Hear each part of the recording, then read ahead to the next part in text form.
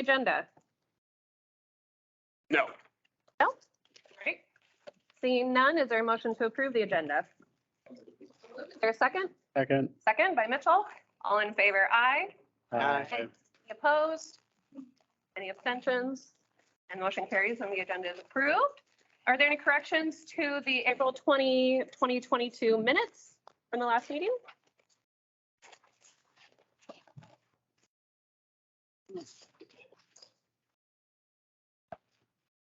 Hearing none, is there a motion to approve the minutes from the last meeting?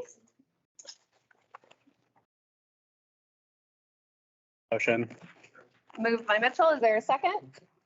Second. Second by Julie. All in favor? Aye. Aye. Any opposed? Any abstentions? Motion carries and the minutes are approved. Next, we'll read the opening statement. Welcome all to the Historic West Des Moines Master Plan Steering Committee meeting. This committee is made up of independent volunteer citizens. The makeup is not part of the city administration. The steering committee is served in our efforts by the city of West Des Moines staff.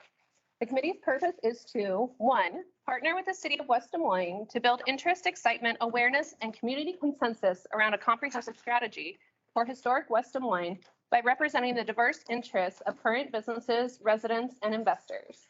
Number 2, work towards updating the master plan to address growth and redevelopment going forward into the future. 3, make recommendations and provide guidance to the city council on matters pertaining to the creation, revising, and implementation of the historic West Des Moines master plan. It is our goal that the meeting is orderly. We encourage discussion, but recognize that the fact that there will be differences of opinion. We request that everyone is shown mutual reverence and discussions are conducted in a respectful manner. To ensure the meeting does not become unnecessarily lengthy, we ask that everyone's testimony be focused on new facts or evidence not already presented.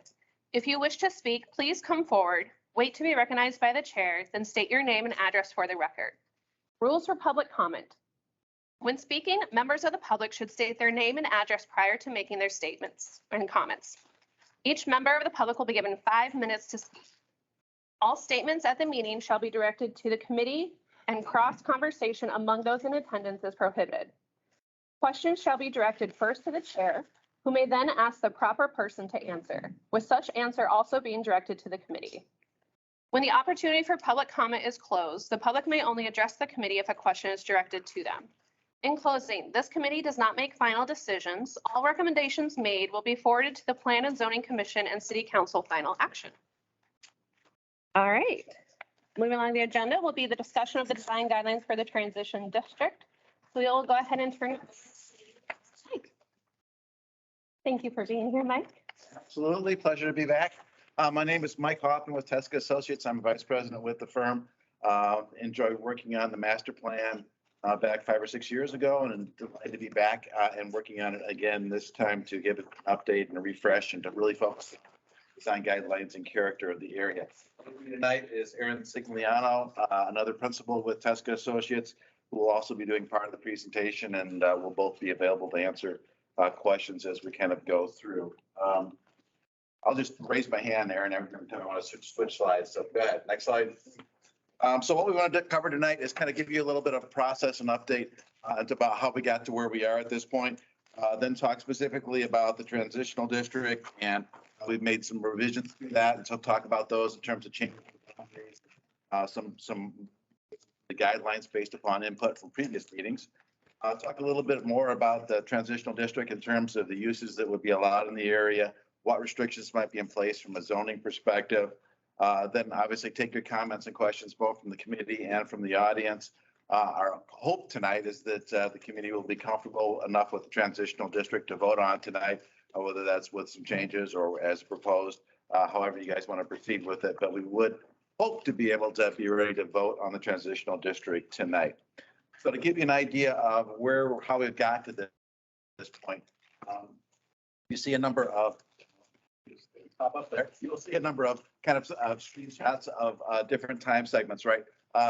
This committee was formed back in the middle of last year, I guess, or so, and had a couple of meetings before they engaged a consulting firm. This timeline kind of takes it from when Tesca got re-involved in the process in September of 2021 and carries it through today, right? So We began the process by trying to understand really what the current issues were, and that was done by talking to people. It was done by community surveys. It was done by meeting with neighborhood groups, meeting with the merchants in the area, some one-on-one conversations, some small group focus groups.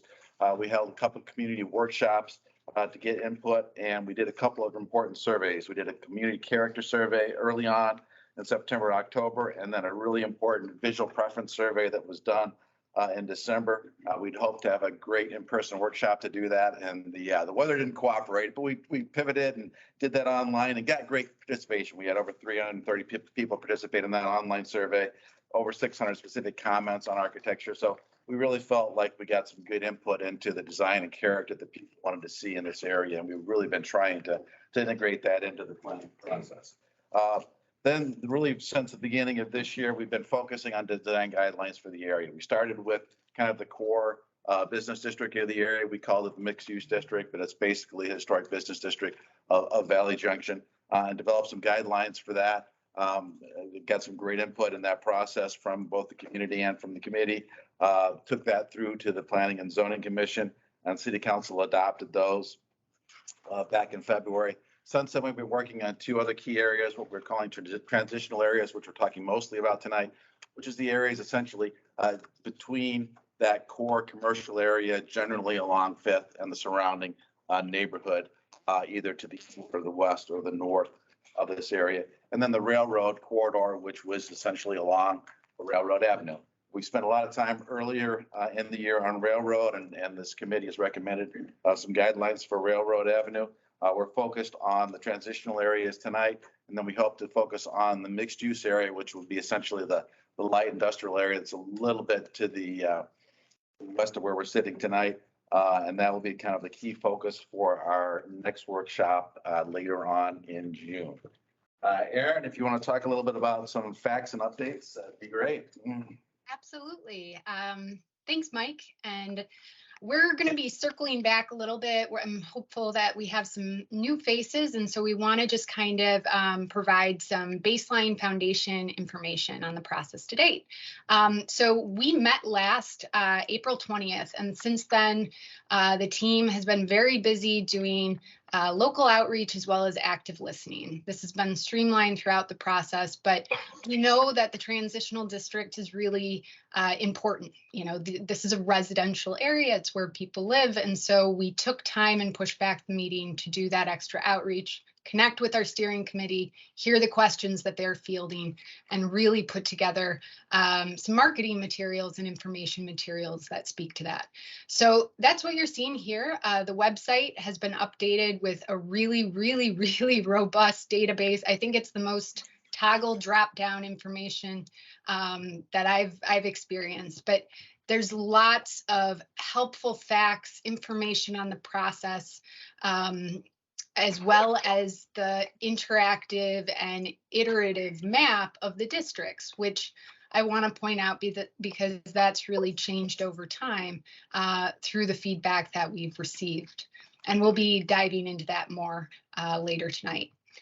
All of the materials have been provided as print and online. Over 6,400 mailers have been sent out over the 4 mailings to date. We recognize that not everyone is online, so we're really trying to make sure that everyone is aware of the different stages and goals of the project and the plan. And then finally, specific information was mailed specific to the amended district, the amended transitional district, which I'll be highlighting as well. These are just a few hopefully familiar faces if you're in these districts that you've received. These are the double-sided handouts. They're also available on the website provided at the meeting tonight, as well as you can pick them up at the foundation, as well as City Hall. So if you can't find them, let us know. We've sprinkled them about both online and on the ground. As I was mentioning, the website, if you aren't already subscribed, we have about 157 followers to date. This is a website that we've had from the 2016 master plan. So we've been able to really continue the conversation as we've moved forward with the update. So please go there and subscribe. We maintain it, we keep the information and the FAQs coming, because we know that those questions will continue to be built out throughout the process. I call it a Scrolodex. That is not standard language, but we have a very, very healthy listing of information and articles that have been sent to all subscribers. So if you do subscribe, you can take the check work out of checking the website. You'll get updates like it's shown here. We also gave our documents and meeting page a button facelift the other day. So all of the information that was there, we kind of broke it down. We wanted to make sure that it was very accessible, especially with the different types of FAQs that we built out. So you'll see those are readily available, easy to download. It's also got a chronological listing of all of the past meetings that we've had to date, video links, agendas, presentations, so you really can just dive in very deep to this process, even if you're just coming into it now. As Mike mentioned, there was a lot of outreach that's taken place. And so what you're seeing there with the blue buttons on the right, those are all easy to access in terms of the neighborhood listening sessions with the organizations and the different polls and what have you. So the next thing I just want to hit on real quick is make sure you're familiar with the FAQ page. Like I mentioned, we're going to be continuing to build this out. So if you have questions throughout the process, connect with us, connect with a steering committee member. We'll share contact information at the end of this presentation, as well as it's on the website. But we want to make sure that the questions that you have are being answered. And if you're thinking about them, we're guessing that others are too.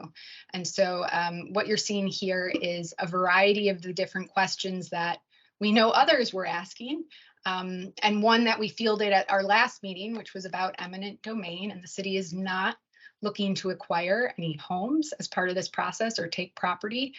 So we really just want to make sure that this is transparent and information is available. The second part of the FAQ part really hits home on the engagement. This is a community-rooted process from the very start of connecting with the steering committee and the community polls. And so all of that information, not just the numbers that you see here, but really photographs and details, summaries are all available. And that's all really channeled into all of the different design guidelines and the processes that we've gone through to get where we are today. In terms of the design guidelines, if you're new to this process, design guidelines are a really important tool. They aren't pro-development. They're basically a way, and they're really important for historic communities to have a plan in place so that when change and development happens, they have a guidebook that they can point to such that it's shaped in the way that they want, that reflects their values, that reflects the scale that's appropriate. And we really started this process because of the concerns about the development that was happening on 5th Street. So this was really our very first order of business. We connected immediately on community character with the steering committee, and then went out to the organizations to understand, what are these guidelines? What do they look like? What is important to residents and businesses and community members? So what you're seeing here is a snapshot, and I'll pull up a few more of these that really highlight the adopted design guidelines for the mixed-use commercial district.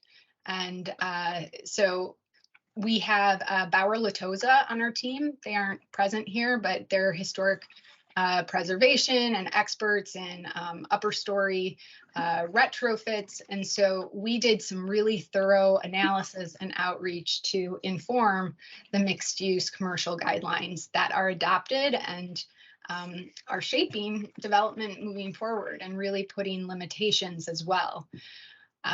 One of the questions that come up, which I mentioned earlier, was about is the master plan pro-development? And the master plan is not pro-development. A master plan is a way to respond and have a framework so you can do so thoughtfully when you do need to manage change. And because of the redevelopment pressure that's been happening, that local character, that history, we decided that an update was needed for the master plan. So design guidelines work in a variety of different ways, but they require high quality architecture. They set that standard. So the design guidelines in place for the mixed use commercial district deter fast development and flips. They require masonry materials, and they really make a priority of it being reflective of what you see in Valley Junction. Hey, Aaron. Yeah. You broke up a little bit at the beginning of that first slide. Do you mind repeating the first part of that? The very last slide, Yes. you broke up a little bit there. Probably about half of what you said came through. Oh, apologies. Absolutely. So I was just speaking to the fact that master plans and design guidelines come together to set forth standards. They aren't pro-development. They really help shape and make sure that what happens in a community speaks your language and that it reflects the history and the past. And that's why a lot of historic Main Street communities have design guidelines, because that character isn't common by a lot of developers these days. And so to have those in place that talks about window fenestrations and rhythms and patterns and step down heights. If you haven't looked at the design guidelines, please do. It lays it out. It's very visual. I'll show a few more photos this evening. A big thing of that focus is visual. So we provide images because the design guidelines now have been adopted for the mixed use commercial district. There are height limitations in place. We know that the image on the right was a very sensitive image because it was a 3-story next to a 1-story building. So that no longer can happen in the mixed use commercial district. Similarly, we have a lot of different details on materials and traditional materials like masonry and stone to speak that language.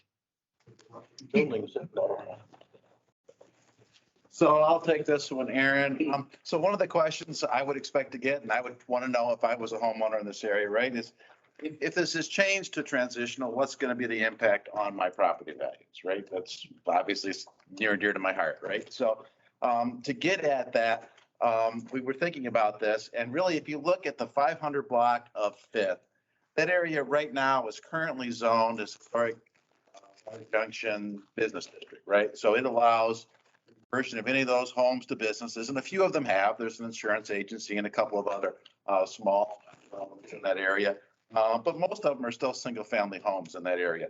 So what we wanted to do with this little mini analysis was look at what's the change in value in that block, because that's kind of it's transitional. Unless we're actually proposing to downzone it, if you will, transitional, because it would be a lot of higher intensity on that 500 block today.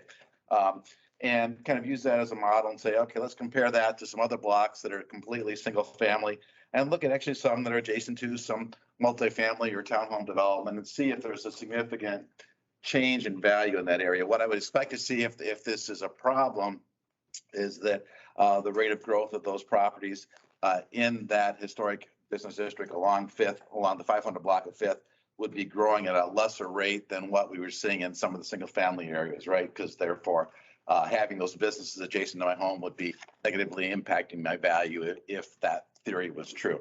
What we found was not so much. Really, if you looked over the last 10 years, the rate of growth in the assessed value of properties throughout any of the areas that we looked at on the map there was about the same. It was about a 7% increase over the last 10 years in terms of the assessed value of those properties. So whether you were backing up to the business district, or whether you were backed up to multifamily, whether you were a little bit farther away and strictly all single family in that area, the rate of growth and change in value was virtually the same, whether you were in an area that would be a future transitional district or whether you were in a single family home. So I didn't know how that analysis was going to come out, but they showed that it does seem to be making a dramatic difference in terms of property values, in terms of what that existing zoning is in that area. So hopefully that information is helpful to folks, and we've early on the process. So Aaron, if you want to proceed with the next one. In terms of looking at guidelines, there's really two important factors that we divided the guidelines into, and that pertains to architecture as well as site and streetscape design. And this is really carries through all of the districts. You know, in the mixed use commercial district, it's very much focused on the architecture, the scale. That's really what initiated the update initially with doing the design guidelines. However, when you look into the site and streetscape, you're able to get into, you know, the existing ped alleys that are in Valley Junction and looking at ways to really further the history and the character of those aspects, and making things walkable and safe through bump outs and crossings. So throughout the guidelines, both the mixed use that are adopted and moving forward in the traditional or transitional districts, this is the format that will be celebrated. And as I noted, we did a lot of research. Our partner Bauer Latosa did a lot of research to call out these details in the guidelines. These are things that if development does come up, that you can point to, that you can describe the core balls and the different ingredients that create a historic building, even if it's not historic, it's being built today, and it should be reflective of these values. We also built out a visual glossary, so it's very easy to use and point to, that defines what are these ingredients that add up to make the history and create the flavor of historic West Des Moines, and specific to, in this case, you know, the different types of windows and architectural delineation. But it's not just about architecture. Throughout the guidelines as well, this is a screenshot from the Railroad Avenue district, where we heard tons of feedback of how can we really further celebrate our railroad roots and our story and strengthen that story moving forward. And so one of the things that we workshopped was the different ways public art can really celebrate that. And there's such a wonderful array of historic imagery. I've reached out to the Historical Society for permissions on a few photos for those, but there's lots of creative ways that communities tell their story through public art. And so this is an element that's woven through the design guidelines as well. Further different elements like you see on the right here with the arched window, that's very reminiscent of a terminal. You know, these are examples again of those components within the mixed use commercial as well as Railroad Avenue, blade signage, you know, the pedestrian pedways between buildings, and how can we really make those inviting and cozy spaces. The foundation shared this with us. This was design guidelines recently published. They actually were published, I believe, on the same day or same week that the mixed use commercial design guidelines were published. But this is the downtown design guide for Main Street, Iowa. And like I mentioned earlier, why design guidelines are so important is a lot of historic communities have to navigate and manage change in the face of development. Development is a sign that people want to be in your community, which is wonderful, but you don't want that to necessarily detract. So they have a great resource here. You can go to it. We'll also post it and share it out on the project website that speaks more to that and shares a lot of good recommendations. And in going through it, guess what? You're famous. You all are in there. They've spotlighted your archway. right there on the right, and they spotlight a lot of Main Street communities because again, Main Street communities are a literal community. You know, these are lessons that we come together and we figure out how to move forward and what we can apply. So definitely check it out. It brought a smile to my face. But the bottom line is we know that there's a lot of emotions, there's a lot of different opinions and perspectives, but master plans, design guidelines, they are good tools. They are very much rooted, like I said, in consensus and process, and they're also paired with analysis, like Mike just showed you, which I'm not the numbers person, but also Main Street best practices, learning from fellow communities.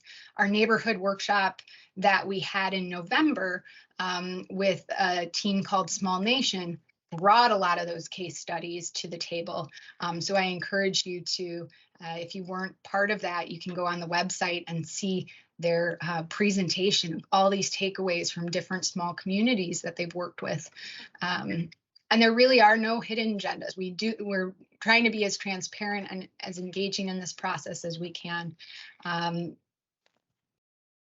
Because historic West Des Moines is absolutely one of a kind. I've never been to a place like it. I know I'm not there today, but the guidelines that are being crafted have that heart and soul in it. We have gone through, we keep refining it, we keep reaching out, we want them to be right. So again, if you have questions, please do reach out. This is a process and we continue to refine it to be the best it can be. So I want to dive into the transitional district and the guidelines that we have there. Our interest topic. And one of the things I just want to reiterate again is just the depth of information and feedback that went into preparing this. Kudos to our steering committee. We have had a lot of long nights, but it's very much rooted too in the whole community process. Our steering committee meetings have become public meetings, and that puts a smile on my engagement principal face.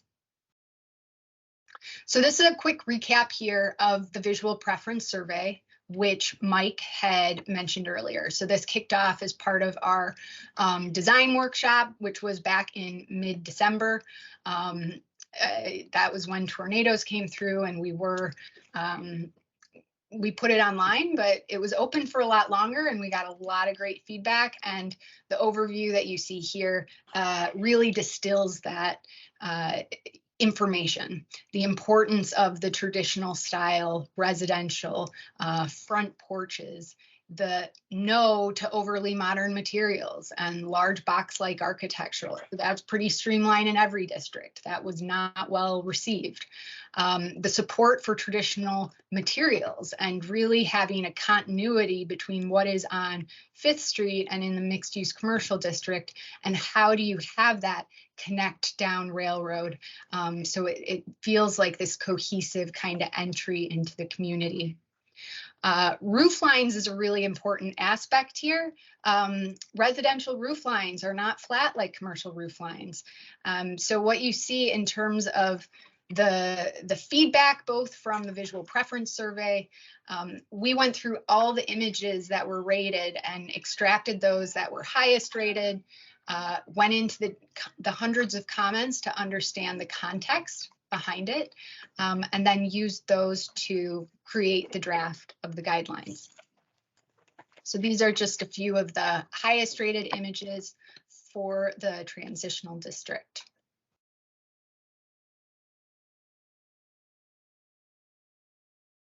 And like I mentioned, there were a lot of comments. They were extremely helpful in providing context, understanding what scale folks felt were appropriate, what style of homes, just the love for the simple, the quaint, the charming.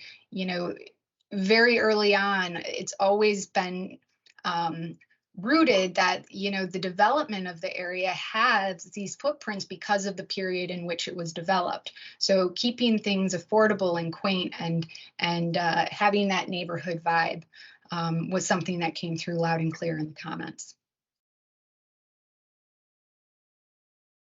So with that, Yep. I'll turn Go it ahead, back flip over to to the Mike. map. Next one.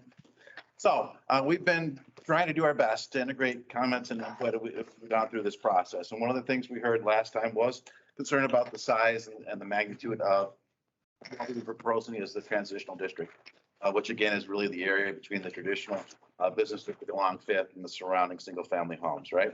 So we, along with staff, kind of looked at that a little bit closer and we cut out half of the areas that we were originally proposing, right?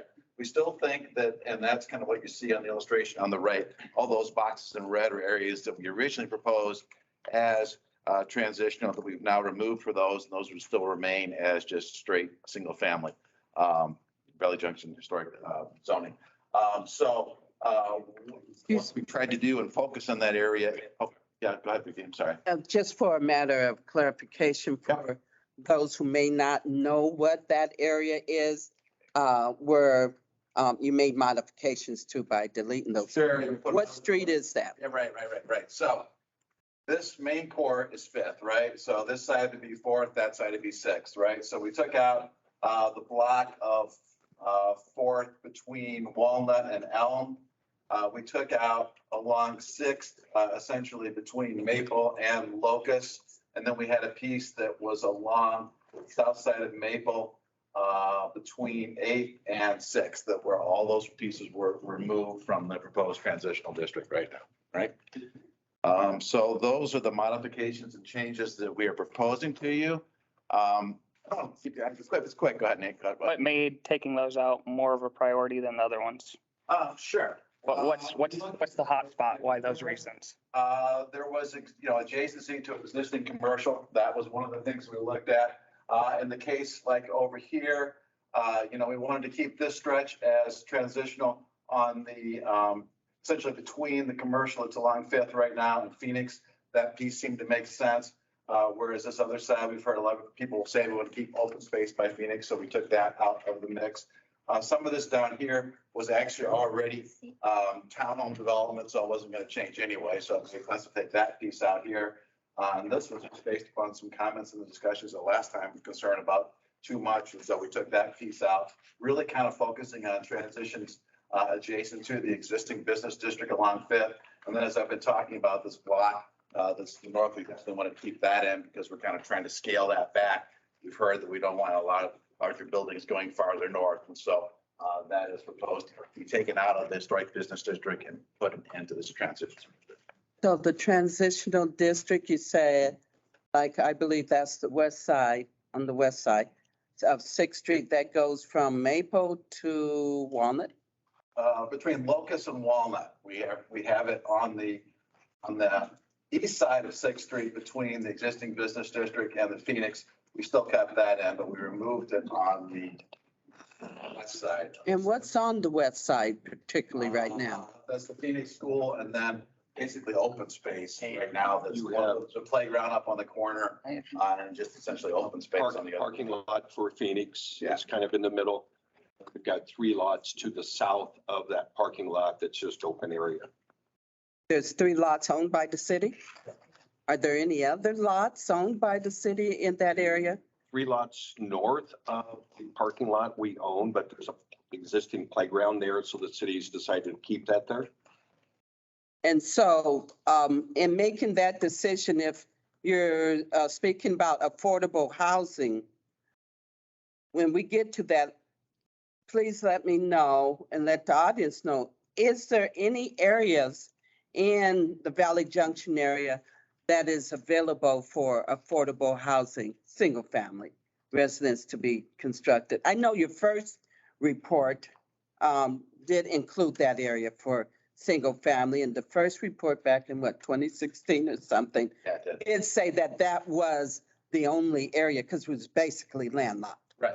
For a single family. Does it remain that way? Well, Or have you looked into that?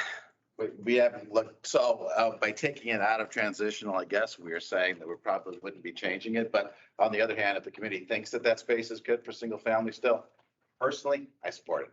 I think that we definitely want to keep some open space in that area, but I think there are space for a few additional lots that allow for some additional single family. So I'm good with it.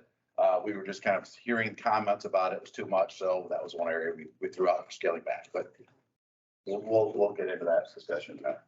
Okay, let's move on. We do have an interactive map that I think that Brad put together that is really great. It is accessible on the website.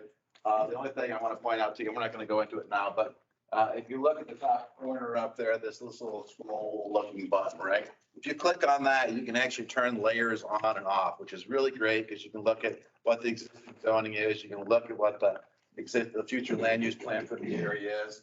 And you can zoom in on specific blocks, and most people are familiar with the Google Maps, so it really is kind of a great way to go in and look at specific areas where your home is and that kind of thing, to look at what the maps are showing. So we really are trying to make that accessible to everyone. So next slide. So the transitional district, name is sort of self-explanatory, right? It's transition between the mixed-use commercial area and the single-family area. It's an area right now that has a lot of small starter homes, generally affordable, some commercial uses in the area, mostly converted homes to businesses, not a lot, but there are a few certainly, again, in that 500 block of Fifth that are out there right now. What's it going to look like? Not dramatically different than what we see out there in some areas right now where homes have been converted to different types of businesses. So you look at that last slide and you see Invisible Fence and some of the other businesses, the insurance agent or the business on the corner there, businesses that have been converted. And that's kind of our vision. And that's kind of what we modeled the guidelines after with some of that current development that we see in the area. Next slide. Without the transitional guidelines, at least in that 500 block, you could have a lot more intensity of use. You could have up to 3 stories. Currently, based on the current zoning, you could do a flat roof commercial building like some of the ones you see in the area. It doesn't have the requirements for pitch roofs. It doesn't have the requirements for porches. It doesn't have a lot of the design guidelines and character that we're proposing now for this transitional district. So I really think that is transitional guideline and future zoning will be a great solution to that block to kind of protect that character that I've heard from the community that you want to see in that particular block. Now let's get into the architectural design guidelines themselves a little bit. What we really heard from the community is we want character, right? We want pitched roofs in this area. We want quality building materials. We love front porches and want to see those as much as possible. We want to keep the area to be walkable. Kind of keeping traditional forms, not saying it has to be one or the other, one specific architectural style or anything. We still want to see some variety in the area, but we want quality development above all else and keep the same scale and character that you see out there today. We don't want large, massive buildings. We want to keep smaller footprints and try to maintain the character of the area. These are just some examples from our draft guidelines, and all these came out of the visual preference survey that we did early on. Again, you can see homes with front porches, some converted to businesses, some remain as homes, but that's kind of single family scale and character with the roofs, the porches, the colors. What we talk along Fifth, wanted to keep majority brick and masonry and that kind of thing. This area, not different character, different feel. Certainly those elements are okay, but certainly hardy board, even siding would be appropriate in these areas to can maintain that single family character and scale. The images you see there, again, the image on the left, we loved it, and the images on the right, we hate it, right? It's very modern. It's very not in keeping with the scale and character of this area, so that would not be allowed. An image on the right in this area at all. We want to keep smaller footprint buildings and buildings that are more traditional in style and character. The ones you see on the next image, we have much more positive images, again, with front porches, creative roofs, dormers, mix the low height, nothing more than 2-story for sure in this area to kind of keep the scale and the character that is out there today carried forward into the future.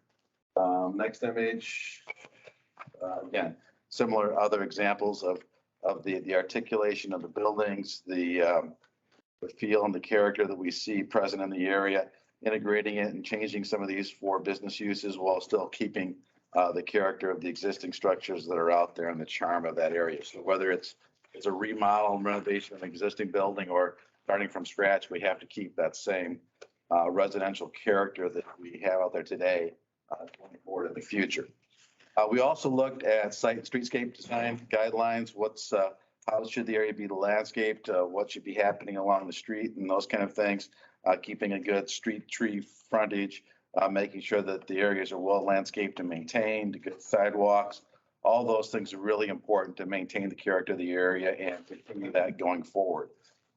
So here's again some images that we took out of the guidelines, positive examples, positive examples that came out of the guidelines. There's some negative examples that came out of the guidelines, right? We want to make sure people are taking care of their walks, edging them out properly, doing street trees as opposed to the middle image that doesn't have any street trees. We don't want commercial development where we put a big parking lot out in the front of something. That may be great and farther to the west, but we don't want to put those parking lots out in the front of buildings in this transitional district. So this slide is kind of summarizing some of the transitional district benefits that we see. We talked a lot about in previous meetings, the fact that there isn't a lot of vacant space, hardly any vacant space right now on Fifth. And we've heard from shop owners and other folks who want to keep retail and commercial uses as much as we possibly can and provide other opportunities for office. This transitional district is a great opportunity for small offices to locate in the area, and we think will help to provide a kind of transitional location. We also talked about home occupations a little bit last time. I kind of view this transition is kind of that, right? Maybe you start out your business in your home, then you're looking to expand it a little bit. It's something that's relatively affordable. You can maybe find a location in the transitional district to do that. If you continue to be successful and you need a more high profile space, maybe you move to Fifth, in 5 years or something like that. But it is really a space that provides transition, provides hopefully a little bit lower rent opportunities and helps to stabilize the rents a little bit along Fifth from going up too dramatically as well. It obviously provides local space for local folks to invest in the community. This is we talked on one of the earlier slides, right? But this is a popular area right now. People love the character and feel of the area. They love the location.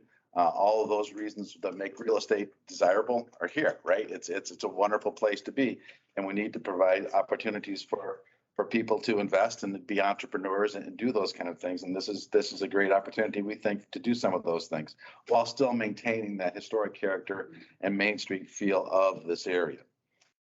We have obviously done some research and looked at other studies that have looked at different factors, right? And maintaining that character absolutely is critical to making this work and keeping it sustainable.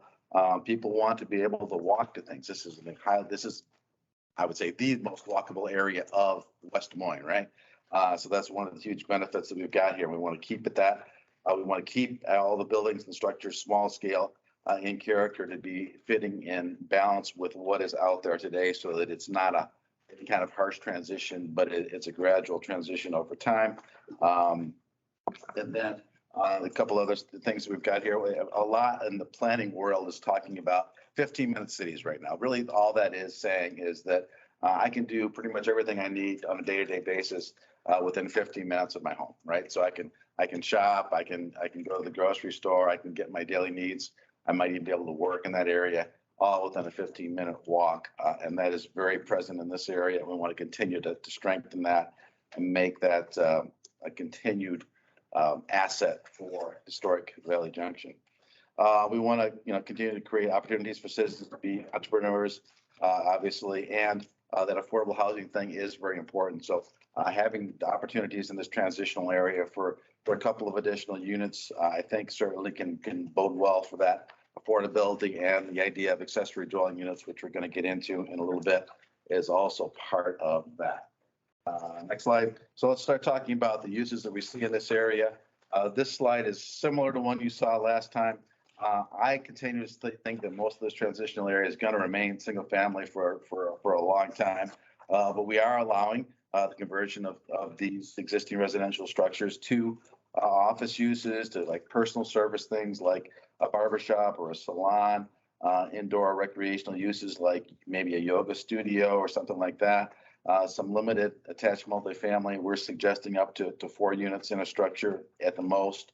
If you have a single family home now, build an accessory unit, we've got some provisions in the code that would, or the draft anyway, that will allow you to do that. Artist studios, those are the types of uses that we would see happening in this area. But again, I still think the predominant one would be single family, and that's really what you've seen on that 500 block, even though it's been zoned historic business for quite a while. Most of it is still single family today.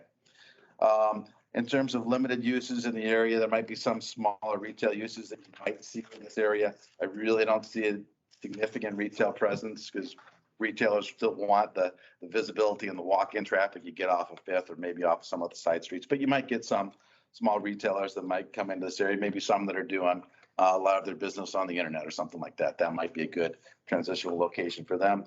And then uses like a bed and breakfast might absolutely be wonderful in this area. You don't have a lot of structures out there today that are probably big enough to accommodate that. There are a couple in the area that might, but certainly that use would make sense. I've seen that in other transitional areas and communities that I've explored as kind of a great use in a transitional area. So that's a use that we might see in that area happening. Again, that one we're probably going to treat it as kind of a special or conditional use where it would have a more involved zoning process to get approved, just to make sure that that location fit the area. But is a use I think we think makes some sense. We certainly would have restrictions on what could happen in this area. No drive-throughs for sure, no outside storage. We want to make sure that we are controlling the hours of operation. We're proposing nothing could be open after 6 in the evening or start before 8. And if you guys feel different hours are appropriate, feel free to chime in on that.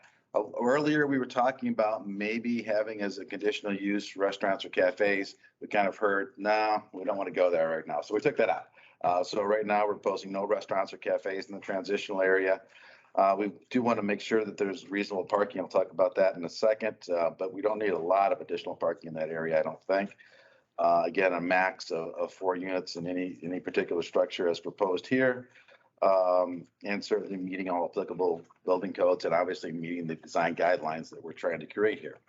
In terms of parking, on the next slide, I think because most of these are relatively close to the existing parking area, we may not need additional significant parking on the site. But certainly if there's a residential use, we want to make sure that we've got at least one space per unit. If you are farther away from an existing lot, then you may need to provide some parking on your property. We don't want to see that in the front yard, but maybe in a side yard or maybe to the rear or something like that. If you need some additional parking, go out there today and look at how some of the existing businesses that have reconverted a home into a business and see how they did the parking. That's kind of what I would envision in most of these situations. So that should be relatively easy to visualize in the area. I know some folks have had some concern that that might create a lot of additional traffic in the alleys.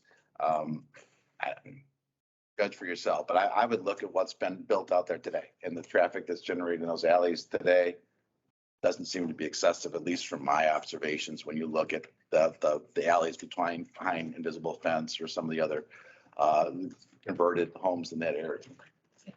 Next slide, Aaron. We talked a little bit last time about, well, you could do a lot of this stuff as home occupations today, right? The city's regulations on home occupations, we've looked them up. And there are some fairly significant differences between what we're talking about here in a transitional district and a home occupation. A home occupation is capped at a maximum of 500 square feet or a quarter of the home. In this transitional area, you could use the entire structure for the business if you chose to do that.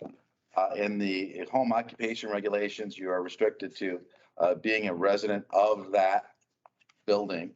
Or potentially one outside employee, but that would be capped at that. In the transitional district, there wouldn't be any specific restrictions on the number of employees that would be allowed in that area.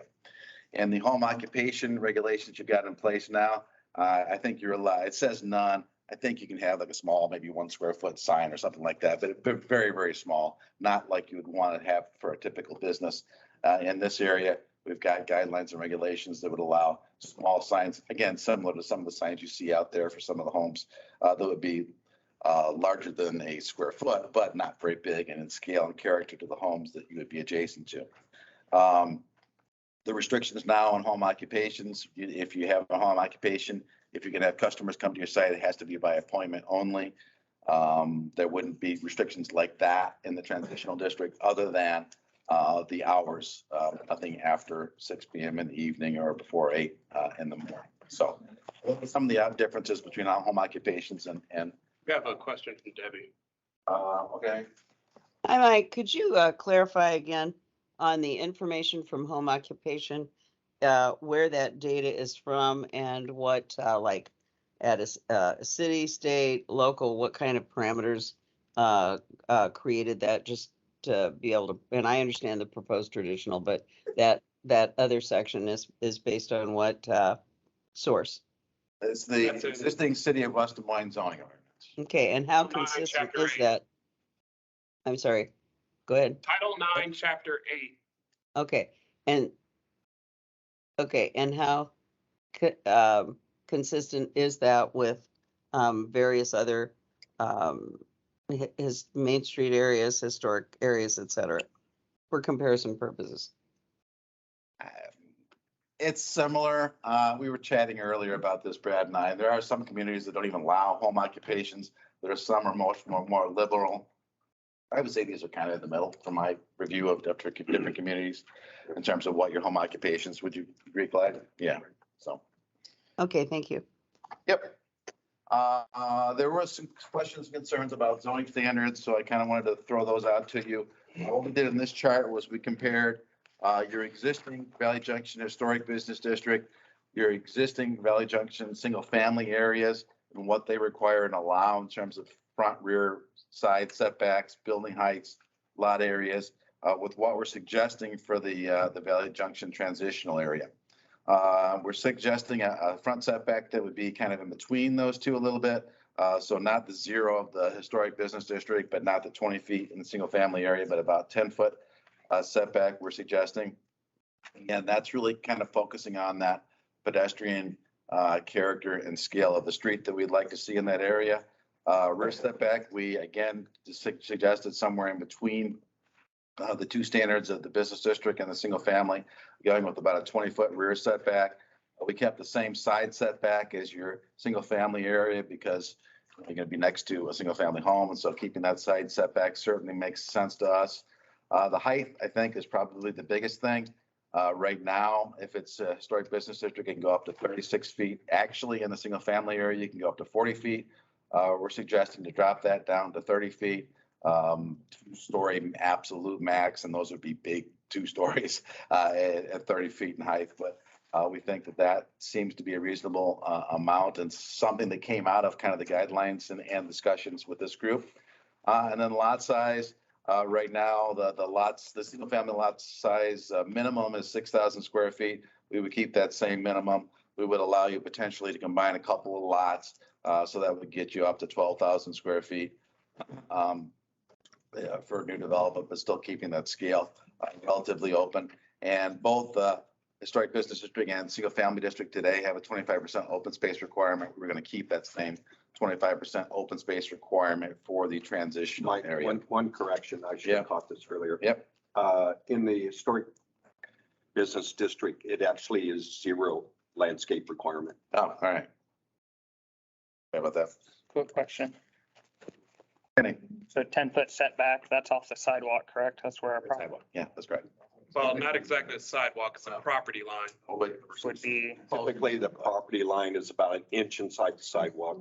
just roughly, yeah. That's What, just out of curiosity, we're supposed to be fitting in with the neighborhood. Why, if you got a random business per se, that's 10 foot, and then you're one to the right, one to the left, 20 foot back, don't you think that's gonna look a little odd? If you look at what's out there right now and you look at some of those photos, some of them are actually more like 10 feet today. So I thought it would be consistent with what's actually been built out there today. But you got those, because we're trying to promote the idea of the porches and stuff, extending out, that I would see the porch. And maybe what we want to do is we want to say, the porch can be 10 feet back, but the main structure needs to be 20 feet back. I wouldn't be opposed to that kind of thing, if that would be more interesting or appropriate. But that's why I was thinking for that. We do have some areas in town where because some of the houses are set back much further than what the code requires, we say that if somebody built on the lot next door, that the front of the house can't be any further forward than the houses on each side of it. Yeah, that's not bad too. So then, sorry, That's right. the rear setback, That's my question. what is drive off the alley? Is it 16 foot you gotta have? Because typically a garage, you gotta have a 16 foot approach off the alley. Does this even leave you enough for, No, if you have a rear facing garage, you do? no, actually, I think for a garage, you don't have to have a full 16 feet. Full 16 feet is for a suburban type standard. This down here, you can't fit that. That'll take up somebody's whole yard. So I think it's only a couple feet or so. It's not much. But If the entrance of the garage is off of the alley, then you have 20-foot setback. And then if not, it's a standard setback. My question is, if that's the code, your car's 20 foot plus in already, why are we going to a 20-foot offset from the alley? There you go again, you're not really consistent with what's You around. have to find out what it really is today and what may have been legal non-conforming. What's there now may have been legal non-conforming and allowed to be. I think I just looked up It's these part of codes the a year code. ago. Have to find out. What is it? Otherwise, you can't build garages in Valley Junction with alleys. Right. That 35-foot setback would wipe out anybody's ability to build an accessory building on those lots. And I think that if I'm correct, very often in the Valley Junction area, we get variances. Is that right? Scott, If you, zoning man right here. if But what- very- that your next door neighbors or people in the area are enjoying, a closer setback than what you're required to, there's been variances that have been granted on something like that. Usually variances are granted because of unusual topography or utility easements, things of that nature. Setback 5 feet. So we would need to modify that 35-foot setback to be able to put garages in the yards. Yards in the single family area, yeah. The 20-foot was really the length of a car essentially. That's why I came. Yeah, So you could have a garage. but I'm at the 35-foot. I'm Right. talking about the rear setback, 35. And the existing single That for family, the house or accessory buildings? you would still have to have the accessory building setback that same distance. I'm sorry. His question was, that 35-foot rear setback, is a garage, does a garage have to meet that setback? no, there's a different standard Considered for an accessory buildings than the main structure. The main structure is the 35. Accessory That was my building, question. looking- The house is 35. right. Accessory buildings, you're looking at, 5-foot rear setback, usually a 5-foot side yard setback as well. That was not what I was told when I built my garage. I was told there's a 20-foot setback. We are, We don't know your particular situation, and I could talk to you later about it. I can talk to you later about it, but we're having it for the board right now.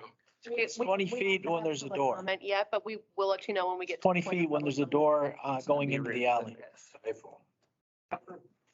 Okay, let's go ahead and finish the presentation, then we'll open it up to Thanks, sorry about that. council comments. Okay, so the next slide, Aaron. The next one is really just kind of showing you some examples of signage and how it would be dressed in the transitional area, but again, small scale. Signs to advertise the business, but nothing significant, no internally illuminated signs. You could put a spotlight on the sign if you wanted to, but it would have to be, because we're talking about closing hours at 6 PM anyway, so you don't need a bright lit up sign, right? It's gonna be mostly visible during the day. Can I ask a question on that? So the signs should not be illuminated. What is the code now as it relates to illuminated signs? Sorry, to interrupt. Do we want to get through the presentation and then come back and address some of these questions? Is that okay, just to get through? Promise I'll come back to that. Okay. Just so we don't keep interrupting Mike here. Yeah, well, yeah, okay. Next slide, Aaron. So housing types, obviously, again, we see the area remaining predominantly single family. Again, with high quality architecture that you see in here. We certainly still want to keep the area affordable. That's why we're talking about the possible addition of accessory dwelling units and those kind of things and some limited multifamily in the area.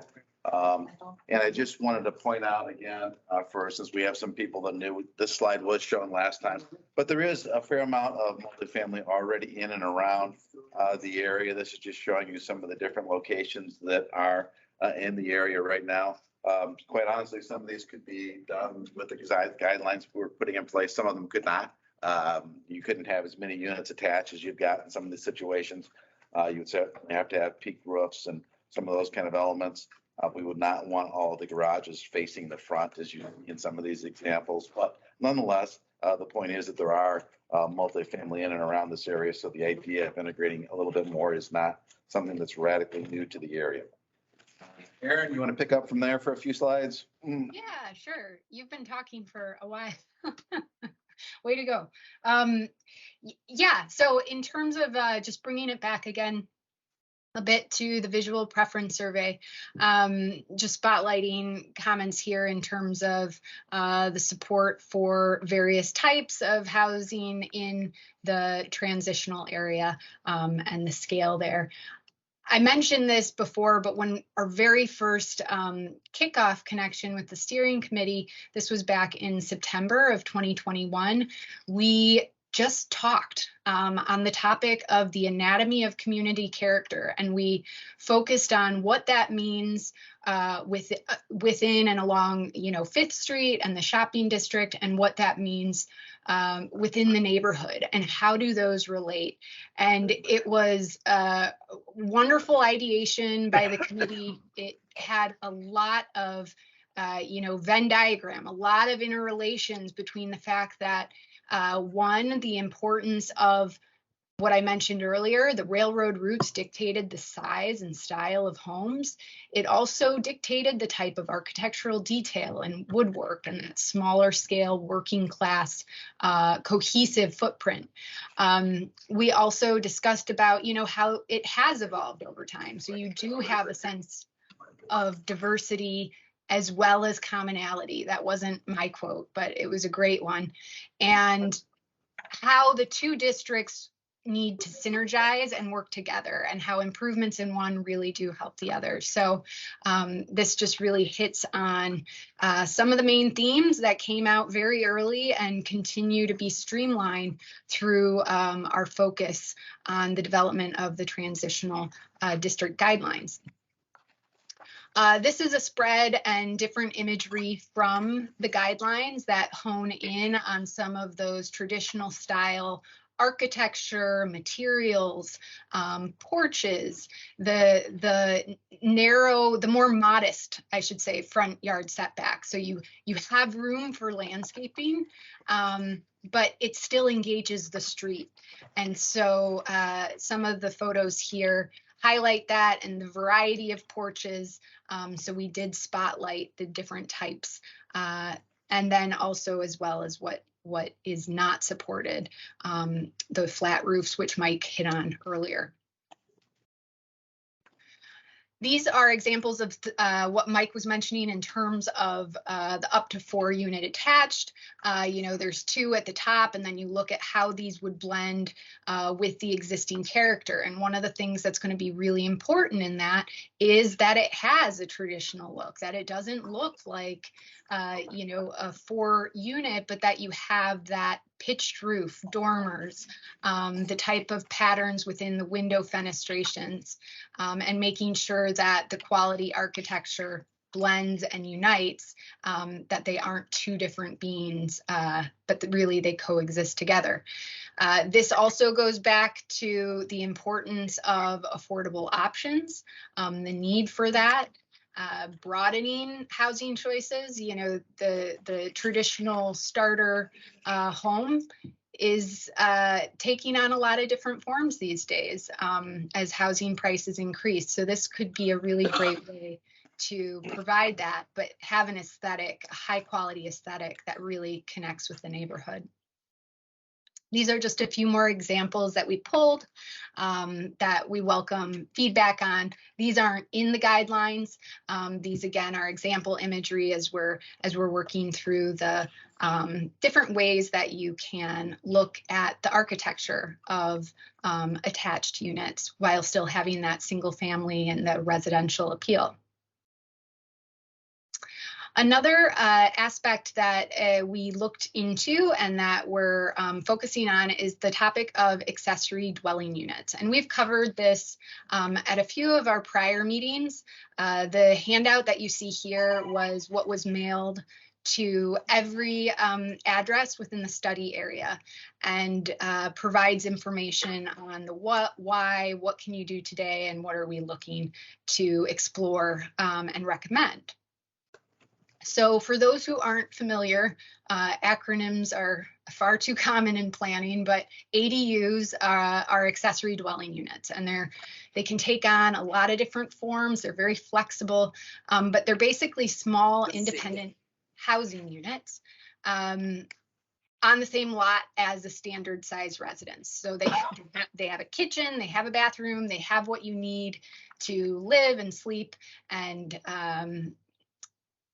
they serve a lot of different needs in a community. And that's why ADUs, if you do a Google search, you'll see a lot of communities are exploring different ways to integrate ADUs and the different ways that they can guide how they are permitted in their community. The imagery that you see here is actually from a guidebook that we had developed for a community in Evanston, Illinois, who was exploring it.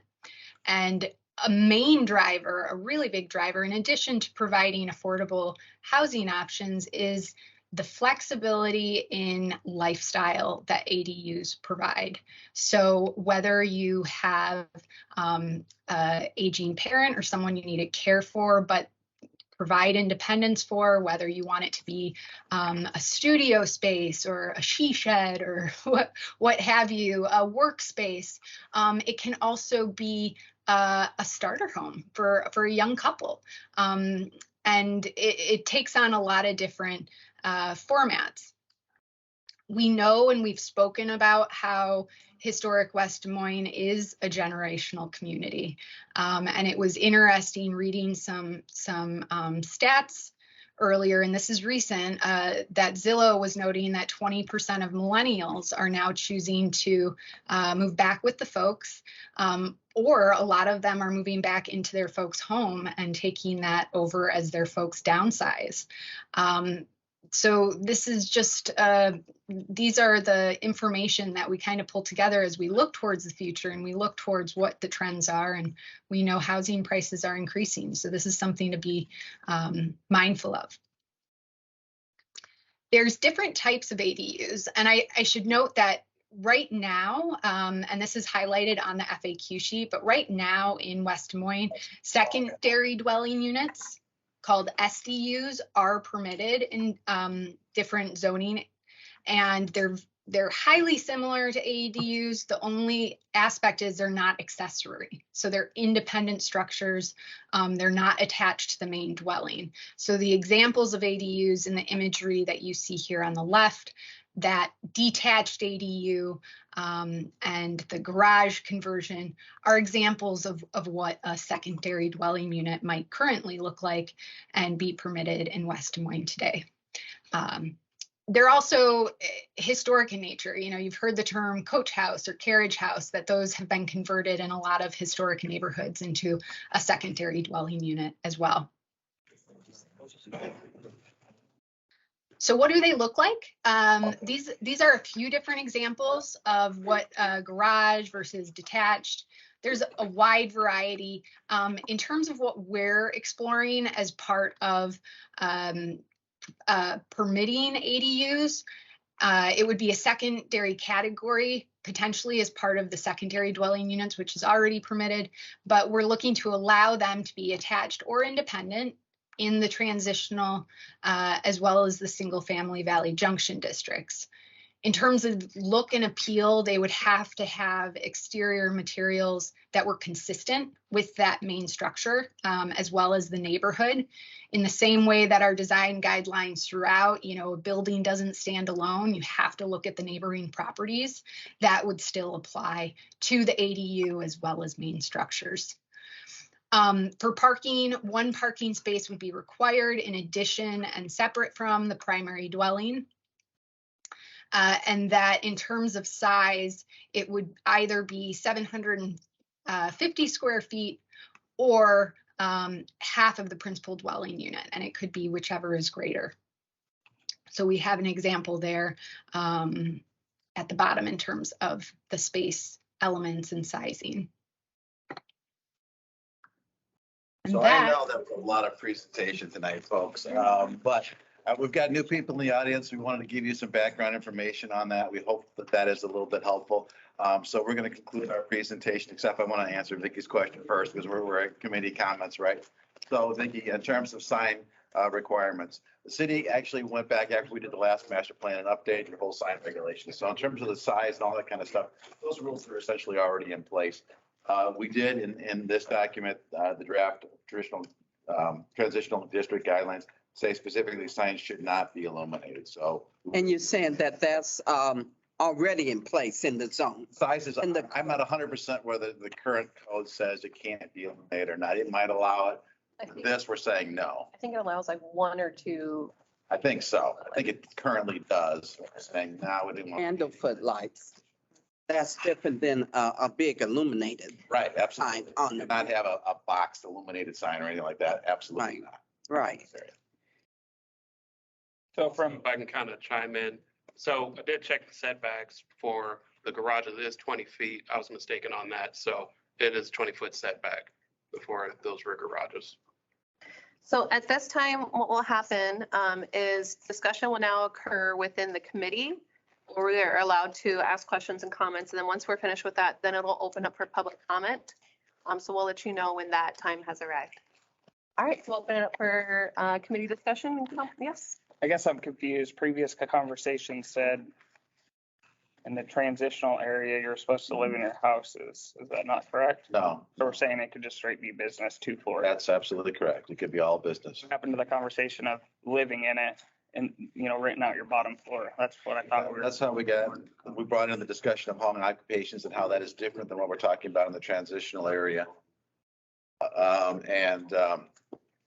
So the transitional area is, as I guess the best analogy I can give you to the transitional area again is that 500 block of North Fifth, right? It's currently zoned historic business district, and you can convert those homes to complete business if you want to. You can do that in this transitional area and these additional blocks. This moves forward. So Steph, you don't live in Red House, do you? But originally, when it was the other ones, we did have a conversation at one point that you like rent out your bottom floor and live in the upstairs. You absolutely could if you chose to, but you don't have to, I guess is what I'm saying with this. You could, yeah, I mean, I think we did, I mean, I know Aaron and I have talked about live work units and that is something that is done in some places. And you could do that here if you chose to, but you don't have to. I'm saying with the transitional district. Could you do it currently under the current zone? In the historic business district, you could. In single family, you'd be restricted to the home occupation requirements that we went through, maximum of 500 square feet. One employee. And all of Fifth Street is historic businesses. That's correct. So let's go back to these setbacks. Why are they special? I'm going to use the word special because none of us have to comply by, or we got to comply by something different. And then we bring in all these townhomes and they get a whole new set of rules. Yeah, so let's talk. I don't think that's fair. It's a great point. Let's talk about it. And we can vary if size you want to vary them. All right. That was our starting point. That was kind of transitioning between the business district and the single family. So we were looking at. It could still be, the biggest thing I got for you is it still can be chopped up. You could still put townhomes in between middle of a block of residential. Yeah, but you could only do a maximum of 4 and you'd be restricted to 12,000 square feet. So you couldn't put one row of townhomes in that area. It would be, a couple of, more than likely, most you do side by side, I would think 3, based upon the lot and area requirements that we've got. And In theory, you could go deeper and forward farther. With these current. a little bit, yes. That's my biggest thing is if you're going to set this in with the rest of the community, you need to make it look like it belongs there. So I have a question. So are you, just for a moment, please, excuse me if I may. So are you suggesting a design or in case something like that. I just want to make sure whatever you do, it fits in with the rest of the neighborhood. Why do I gotta live by one set of laws and then they gotta do something different? So I think we should come up with a design. If you have a Yeah, suggestion. I mean, just go back to the same thing we gotta go to. Do you want to allow 10 foot for the porch and then 25 for the, or 20 for the main structure? I don't know what's common in our area right now. Where's our porches sitting? Where's the front of our, I mean, that's a study that needed to probably be had. Mentally visualize right now, most of them, at least in this immediate area, probably aren't any more than 10 feet off. I can't say my front porch. My front porch is probably farther than 10 feet back. They're a lot closer on the 400 block of 4th Street. The Yeah. houses are way closer to the street. They're way closer than mine is. I got a hill to deal with. My house is probably like 25. I guess what I'm saying, before I even make a motion, I'd want to know what's consistent in that area. How can you, I guess, because like where I live, I guarantee you can park a full car, so you're pushing But the 16 to 20 areas aren't even, back easily. I understand what you're saying, and I think that what Clyde brought up earlier, and we do have provisions, so there's a precedent already in code that in some situations you, as Clyde said, you have to match the setbacks of the adjacent properties, you know, to your left or right or on either side of you. Would that be something that's more comfortable? Because at that point in time, you are then blending into the community, So what do you, not necessarily setting it at 10 foot or setting at 20 foot, because we have a ton of different setbacks throughout the whole area. So if the standard is you have to match what's adjacent, would that be fair to you? Would you think that's a fair?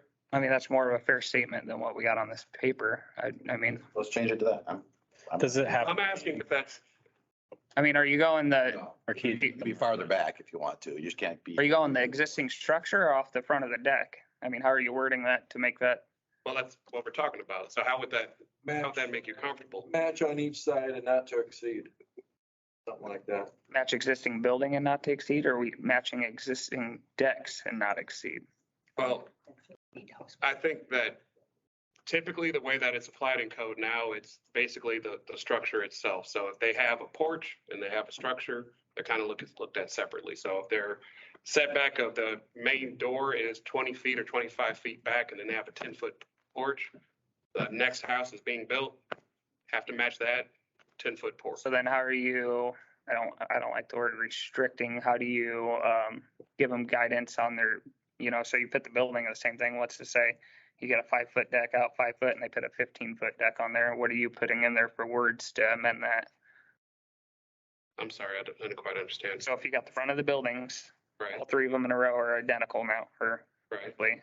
you got a 5-foot deck out here and a 5-foot deck out here, and they put a 15-foot deck on here. Building codes.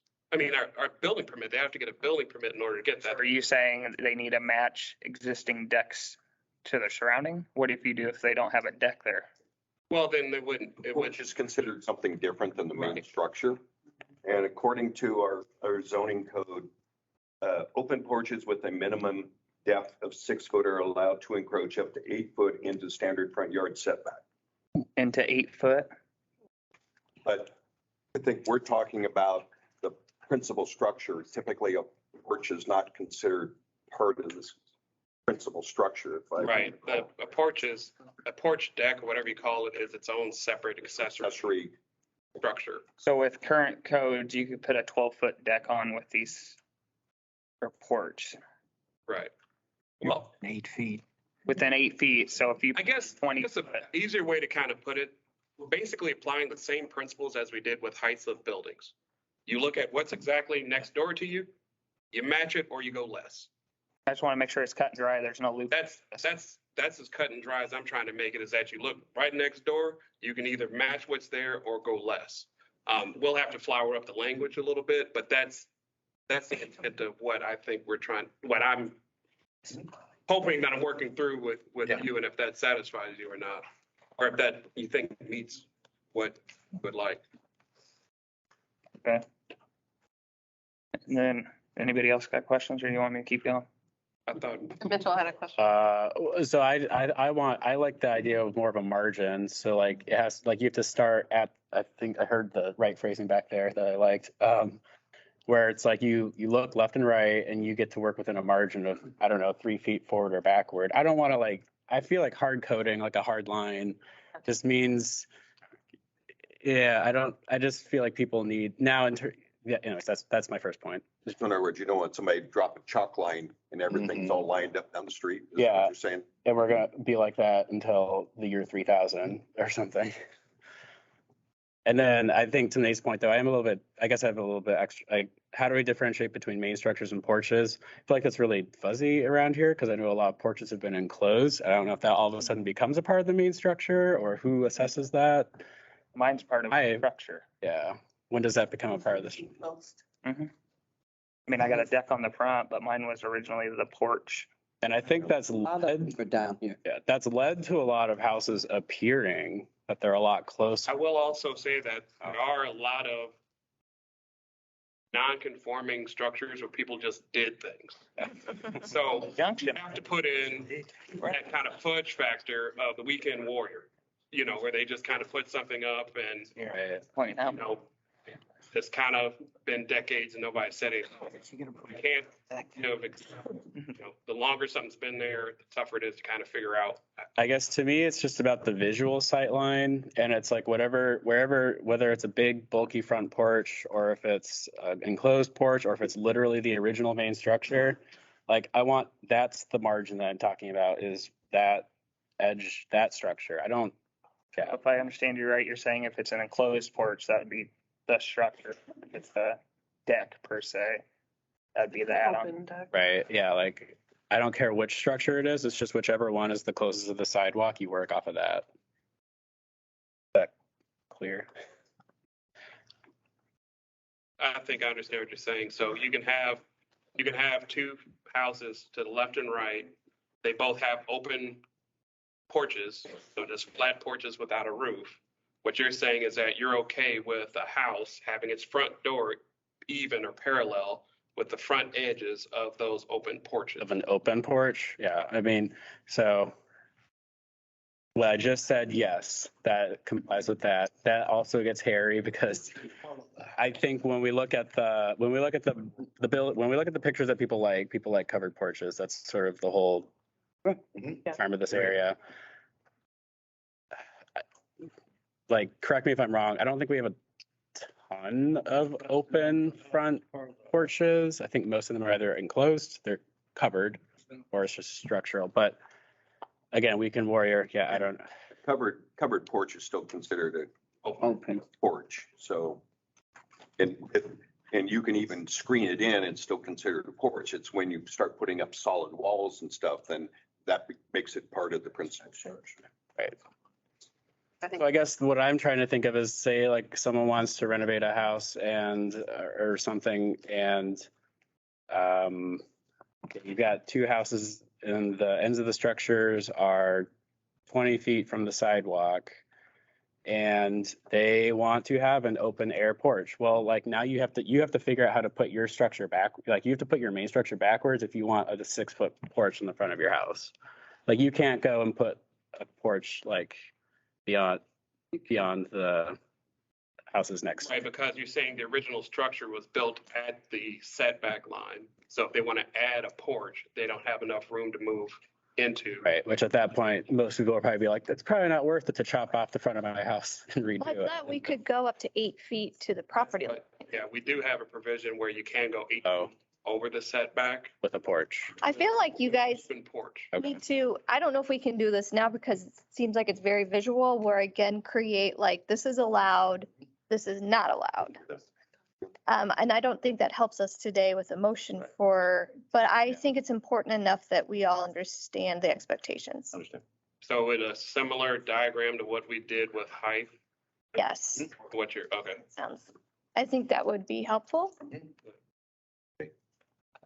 Biggest thing, I think what Mitchell's trying to say, it just needs to fit with some of these. I don't Avoid something just kind of. Fruiting out. Out and Well, everything. yeah, and then you just don't want a mass structure in between a bunch of houses either. Be fair about it, basically. Yeah, Anything else on the setbacks? I think I beat a dead horse already. I did have one comment about the garages going to the other side of the lot. I know it's weekend warriors, code enforcement, decades of people being in their properties. That's probably why my alley looks the way it does. But I know some people have garages, and I think it works pretty well actually, where they put their garages, they're under 20 feet. I mean, they're probably within 4 to 10 feet of the alleyway, but they orient the garage door in parallel with the alleyway, and then they pour a concrete or gravel pad on the other side, other half of the lot. And like people can approach their garages with absolutely no problem. I mean, I got an electrician 2 houses down. He's got a truck. He can get in and out. Yeah, I think part of the reason for those, that larger setback off the alley, you have maintenance, getting equipment down through there. In some of the areas here in Valley Junction, we have utilities that go back through that area, sewers, things of that nature. So I think that's one reason. I don't know the exact history of it, but I do know that with some of the newer construction that I've dealt with in those plans, engineering asked for, that space because of, trying to get equipment down there, trying to get to a deep sewer pipe or a deep water pipe or something of that nature. So I think that's one reason why they asked for that 20 feet. That's something we can look into. But I do know that, yeah, if you bring it in parallel and just kind of J-hook into the garage, that's one way you could possibly do it. But there's a history behind the 20 feet. I don't know what it is exactly, but yeah. I could tell you what the city says. If there's a garage door facing the alley, you need to have a 20-foot setback. If the garage door is on the side or the front, then I think it's 6 feet. Well, And they do that because they don't want cars blocking the alley. over into that. Well, and you don't, somebody coming out of the garage, you want enough room that they can see somebody coming down the alley. Yeah. So there's history. There's a lot of probably different reasons. So thank you. Any more discussion on the side? Yes, Vicki. You're saying any more discussion on? I was gonna say on setbacks or anything. Because I think after discussion, we're preparing for motions, et cetera. Yes. There's 2 things I want to bring up. I want to hear more about housing for residents. And this plan, I know the first plan included housing. What are housing opportunities for residents? And, we're talking about multifamily units and how we want to restrict them. I agree with that. I don't have problems with that. But still, housing opportunities, I'm not seeing in the plan anything that is suggesting that there's opportunities for residents to have affordable single-family units.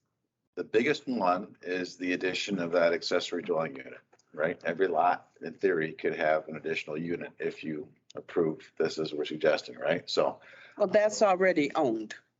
That's usually owner occupied. You own it and then you want to put an accessory dwelling on there or add or use your garage as one.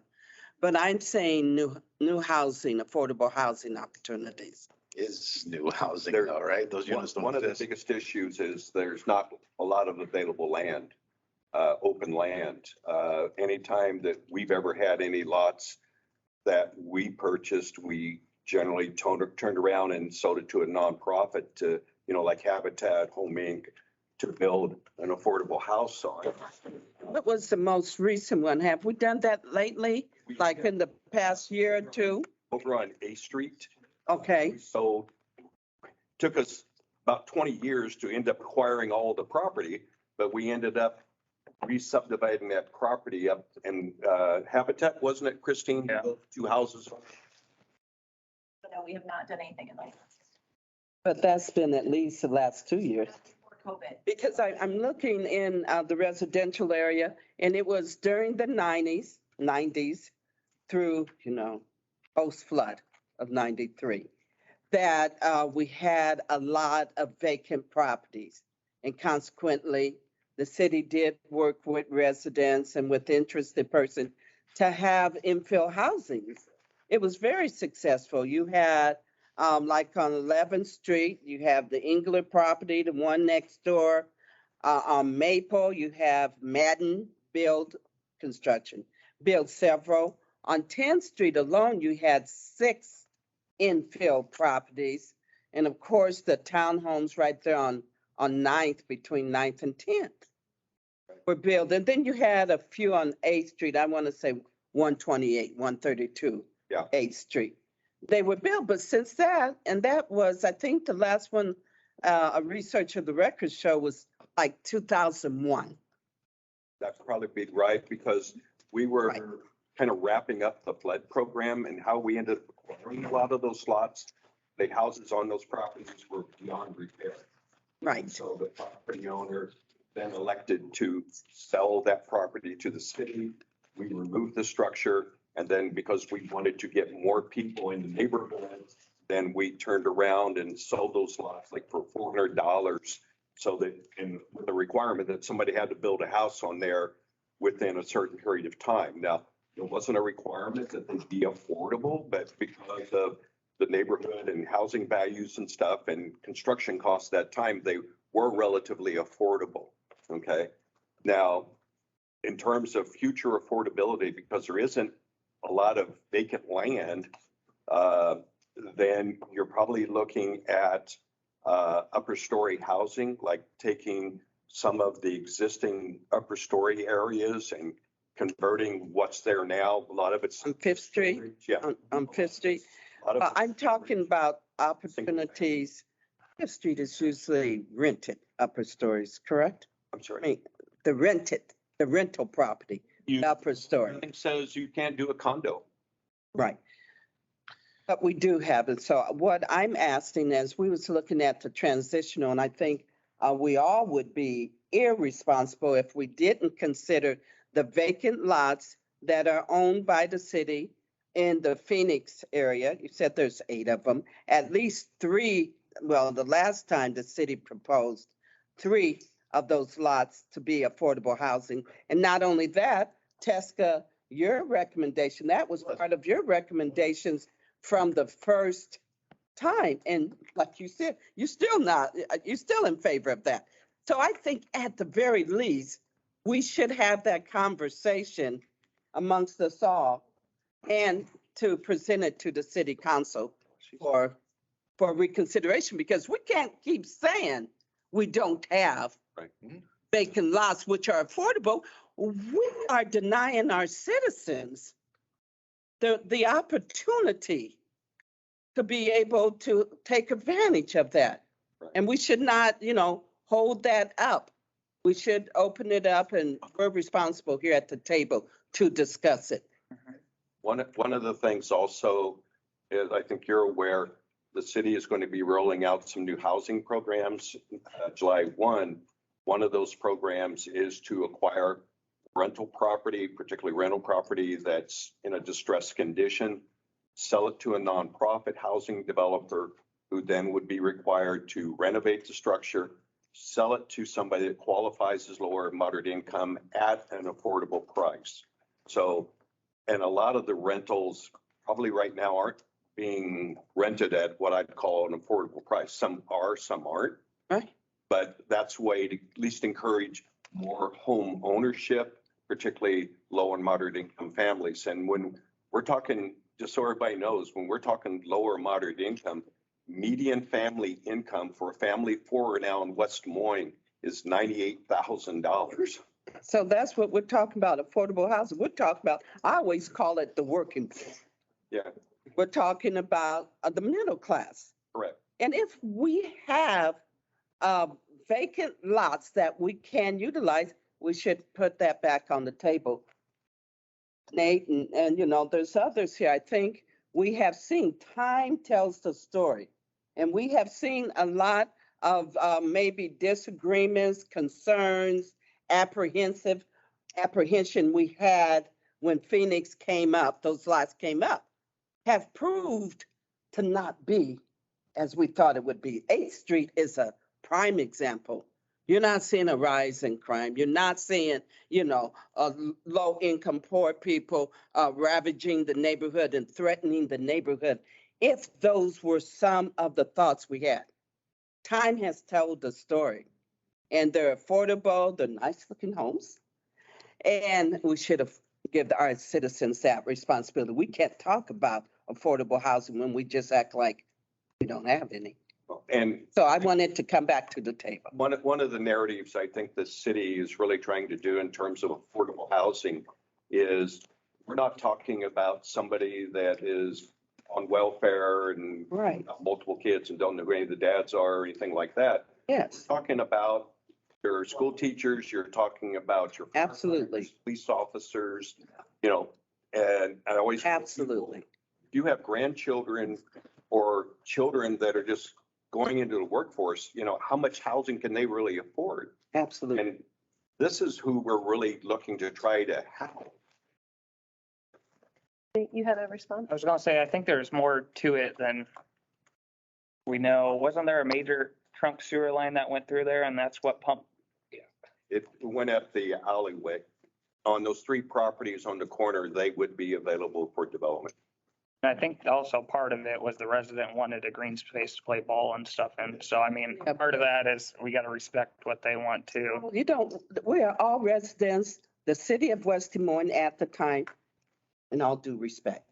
The city of West Des Moines at the time had a study conducted by the Park and Recreation Division, who said we don't need additional green space for our children. There's no place else in Valley Junction that has Legion Park and Holiday or Wilson Park 5 or 6 blocks away. And so the city itself conducted that study and said, we don't need more green space. But as residents, that's what they wanted. So I mean, it goes, It's the city. It's not just privately owned by residents. but you pay your taxes and that, you know, residents ultimately should get a say in what. Pay our taxes at, you know, Sure, I mean, But I would just ask that you reconsider that. and I haven't this whole time you've been saying we need more single family housing, and this looks like an option to create more I housing. mean, talk about it, but part of it too, I'd like, I think on June 24th, isn't it, the mayor? I'm, Isn't it June 24th, the mayor's gonna announce the housing program? yeah, June 23rd. Or 23rd? Mhm. Okay. So they're gonna be addressing a lot of these things, and they're gonna be talking about affordable housing and value. But That's completely separate. Yeah, it's a different deal, but it's relative to what she's talking about. Not really. That's, but we need this. And, you know, I'm asking the leaders and, you know, I wanted to have that discussion so that it wouldn't come to you like this, but I'm asking the leaders to reconsider that. And because there's just no reason why we wouldn't allow the city or be in support of the city. Freeing up those spaces And for those our residents. and those housing programs address existing housing and fixing those up, which is one thing. Right. But to add a whole other area where we can increase housing down here is what Vicki is saying. We have plenty of green space. I respect that too, but, you know, the studies was done by the city of West Des Moines, and they said we have plenty of green space and we didn't need it. Debbie has her hand up here. Steve has a comment too, and then we'll get to Debbie here. Just real briefly, because this comes up several times, single family, townhome, row home. Or 36. And maybe Mike or somebody from the city, Trunk line. like, so everybody in the room hears the definition of what is type of housing, Sure. because I think there's, So a single family home, I think everybody understands, right? It's one family unit, not necessarily related, but one family unit living in a structure. Detached, single family detached, okay? Yeah, right, because all of these could be single family. Yeah, absolutely. Single family detached is one family unit living in one structure, right? A townhome is single family units that are attached by a common wall. A row home essentially is the same thing, right? It's a single family unit attached, but they're essentially vertical, right? So you might have a 2-story structure, but they're all owned by the same occupants, right? That's townhome or row home. Either one is the same. and multifamily. That could be, say you got a 2-unit that's a multifamily. Those could be 2 side-by-side units. They could be 1 unit on top of another. That would be multifamily or expanded to more units. So does it make a difference how those units are accessed? Like is multifamily like one common door, one common hall, 2 separate units? Not necessarily. No, it could be separate entrances. Some of the pictures we showed had separate entrances. Okay. I think one thing that's interesting down here is, you know, there were some really talented Drake students that did a capstone project on Valley Junction. And they reached out to a lot of people down here, different residential neighborhood associations, the business district and everything. And they did research upon research upon research. And they came up with some really interesting numbers. Basically, people per square mile in Valley Junction, I want to say is like 4,300 people per square mile down here. As far as people that live down here, as compared to the rest of West Des Moines, it's about 1,500 people per square mile. So that tells us that we do have, you know, more people in compact areas living down here. But with that, we've also seen about a 20% growth increase in population down here. So that also says that people want to live down here. And I think we would be doing our community a disservice if we didn't find places for people to enjoy our community down here.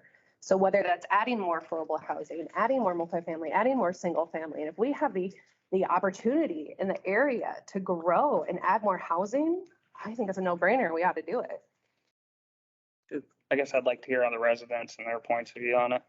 And we'll get there when we have public forum and public do it. comment on this, but we still have more communication, more comments to discuss on this area. Too. And if I may, housing is one thing. I'm here for residents.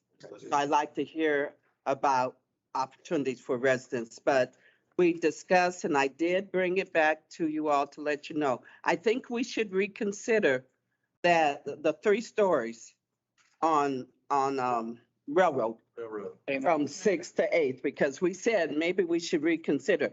If the residents are here, if the residents are telling us the effect, you know, they believe 3 stories would have on their property and living next door and everything that comes to it. We live down here. We experience it. We know what it's like. Nobody else, I'll say this, I could be wrong, but I don't think anyone else in West Des Moines have that kind of living encroachment upon their property. So I think we should listen. Yeah. Residents. There you go. And we said, I think we need to bring that back and reconsider. You agree, Nate? Yeah. I think we need to bring that back and reconsider, because if we want something to happen, it has to happen at this table. Hey there. So We go back to city council, they want to know that it was resolved and it resolved at this table. So anything we That's want, how we we've have gone to back get and forth. it I've here. put my hand up and they're not calling on me. I've had my hand up twice. We'll get to you. Renee, we'll get to you. So I don't have anything else to say, but I want to make sure that we don't go quickly with motions, not understanding that your vote really, you know, null and void something else. Sure. You know, No, We got- absolutely. I've been honest and open with Steve, yourself, and everything. Yeah, no, absolutely. Okay. And yeah, we definitely do have more discussion amongst committee, and then we'll get to public comment, and I want to get to the people online too. As far as discussion on railroad districts, since we already voted on that, in order to bring that back up, doesn't someone who voted in the affirmative of the passing, don't they have to be the ones to bring it up? Right. According to Robert's Rules of Order. Bring it up. Do you have who voted? We can, It's been a while, so We Can we do that back and separate? actually look at. I was gonna say, I think we should, that'll be a second. that'll be separate. You can be through with me, you know, Yeah. I think so. We'll never be through with you, Vicki. That's all right. We love you. Okay, so I want to get to, I know Debbie has her hand up, and then Renee, it looks like you have your hand up too. So Debbie, go ahead. Okay, thank you very much. Vicky, I really appreciate your wanting to think about some of the decisions that we've made, because I think our objective is to make a cohesive plan. And by looking at decisions we've made, then we can learn from them. I think that we need to, I keep in mind, the existence of the committee as a whole is because of decisions that were made, that when we looked at them afterwards, we realized that we wished that they had not been made. They happened. The decisions on the part of, as Aaron said, the kind of, I don't want to misquote you, but it was something about like the push or the eagerness for development caused us to be in a situation where we are right now. Primarily, I wanted to mention that there is a relationship, of course, between single family housing and affordable housing, but they are not congruent shapes. They are two different entities that overlap. And so I know Nate, you and I have talked about it. I know Renee, you've talked about it. Vicki, you've talked about it.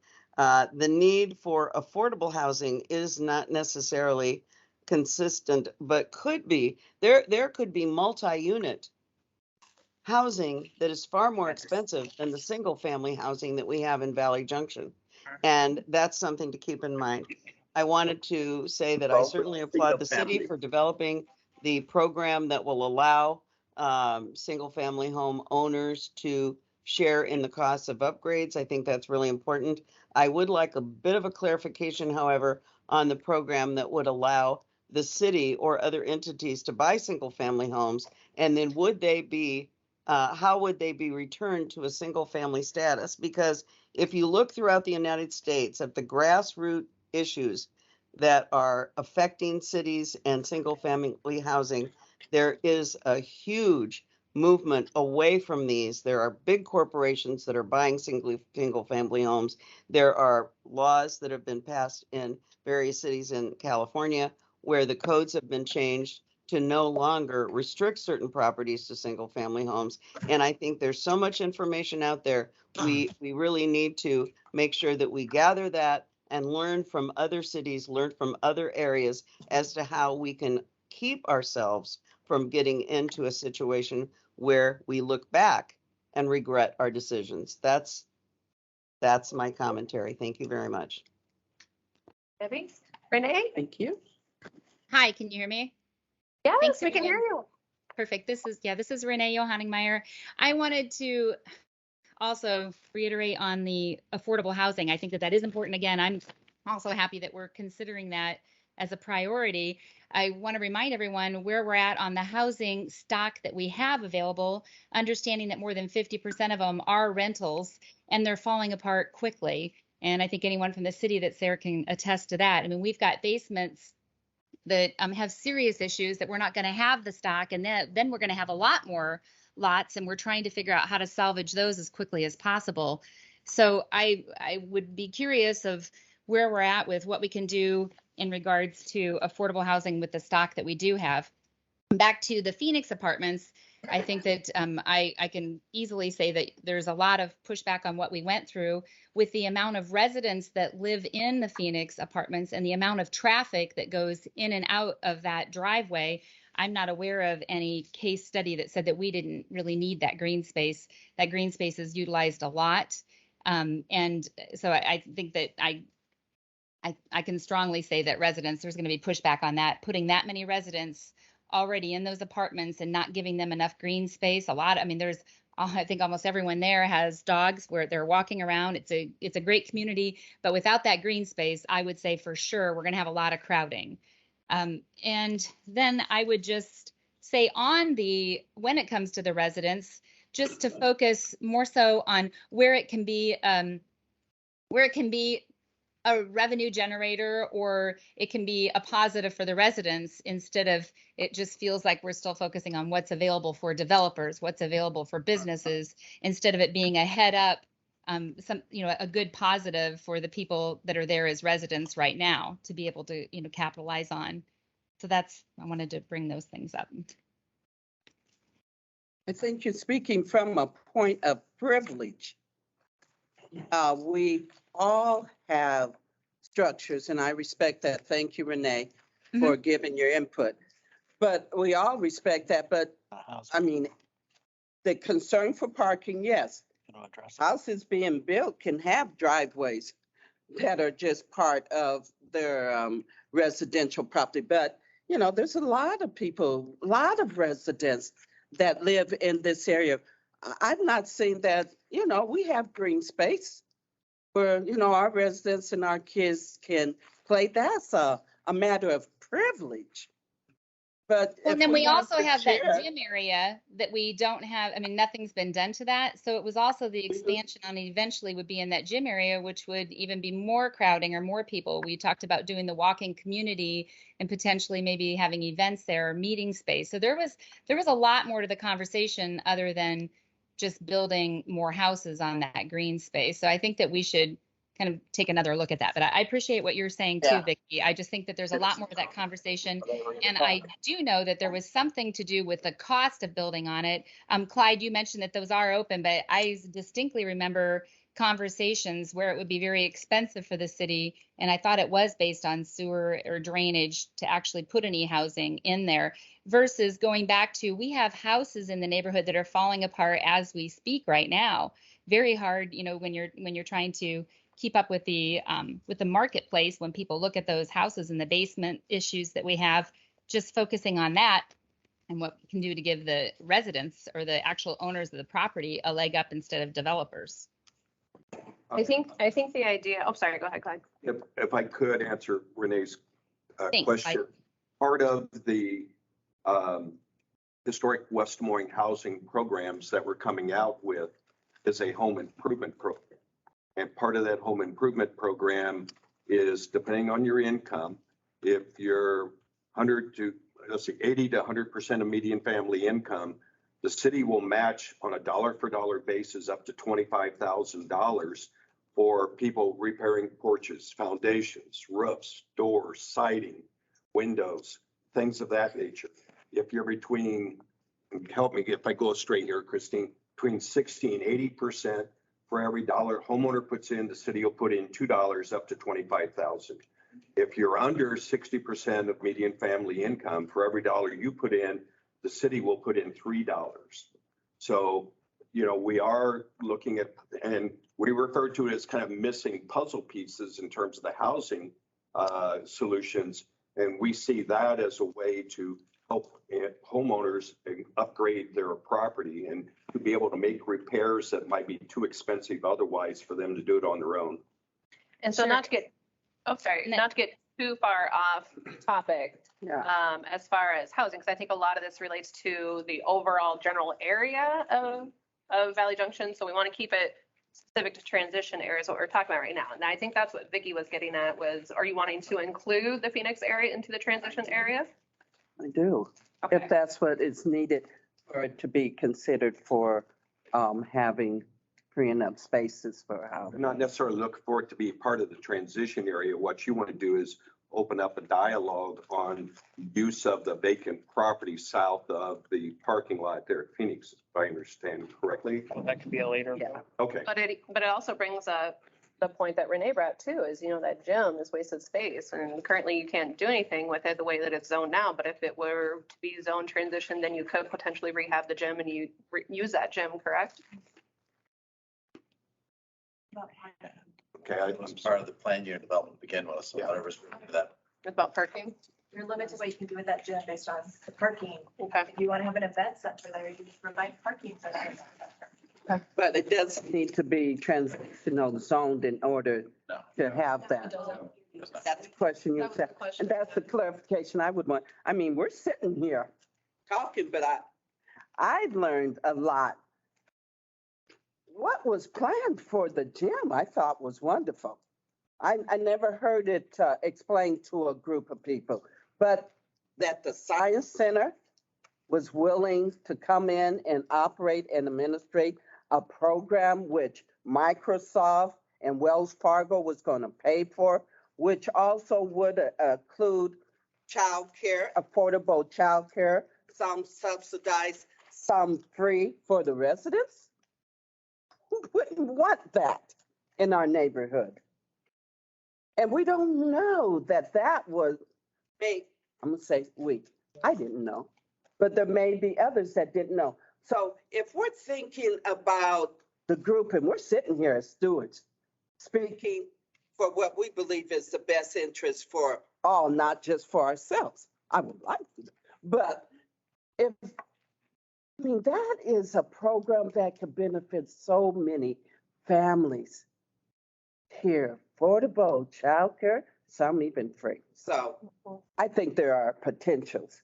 And I back anything, and I hope that you all would too, back anything that would help the residents. Amen. That would require parking. Well, it could work on. It certainly could be worked on if you got Microsoft and we don't have them anymore. But if you can garner corporations like that who are willing to pay for it.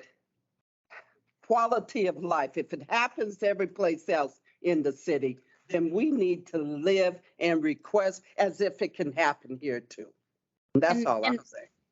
This is Renee again. If I can just add to that too, Vicki. Part of the issue there was those residents that are in that building right now as artists, they were kind of led astray from the conversations that I've heard in the city council meetings and just from discussions with them, that they thought that they were going to be able to have art events and then community events and then learning class events out of that gym space. The residents that live there didn't necessarily want to live in a unit that had a bunch of, children. That's just the truth. They didn't want, that isn't what they signed up for. And, you can imagine the noise if you're just living right above where there's kids all day. There was big pushback on that. But I understand what you're saying. Having affordable childcare is dreamy. That sounds wonderful. But for the residents that live there, they really feel like they were kind of sold a bill of goods. That was the history of this neighborhood. That's part of the history. So getting back to the transition district, I know we talked a lot about Including your house. business side of it at the last meeting. Is there any new testimony from the committee as far as why or why not this would be a good idea for businesses to expand into the residential area? Testimonies? I mean, I guess. Any new comments or Circle anything? back to that. Scale back the transitional boundaries. Does that new boundary make sense? What I'm hearing, Vicki, from your comments, what you'd like to see happen is probably some single family homes built on those available lots. That doesn't have to be put in the transitional district, because in fact, that would open it up to building a business there or something, which is not what you want. You want some housing. So I think we keep it out of the transitional district, but we continue to explore those opportunities for single family in that area. So back to your point, I would like to hear from the residents because I think some of, I know Been waiting a long time. So they have been, but some of them are going to speak on the fact that probably some of them don't still want some of these areas. So I think we need to hear them, and I think we need to circle back to our discussion. Yep. Because I think a lot of that is going based on their discussion. Yeah, I will chime in. They're leaving. I will chime in one thing before we get to public comment here. There was a slide back about home occupation versus transitional. There is recently, and I tried to Google the name and number of it, but I couldn't find it. There is a bill that went through the House and just went through the Senate right now, changing the regulations on home occupation, allowing those businesses to greatly expand their operation of their business. So instead of 500 square feet, it could increase the use.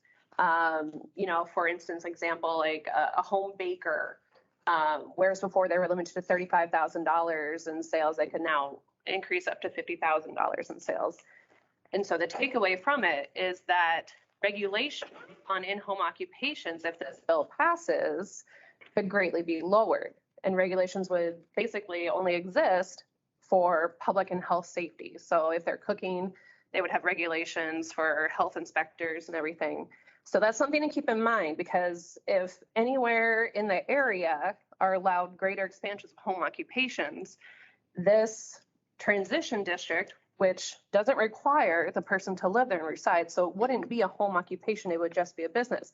These would have greater safeguards and guidelines than potentially this new bill that's passing. So that's definitely something to consider. Any other comments from the committee before we open it up to public forum?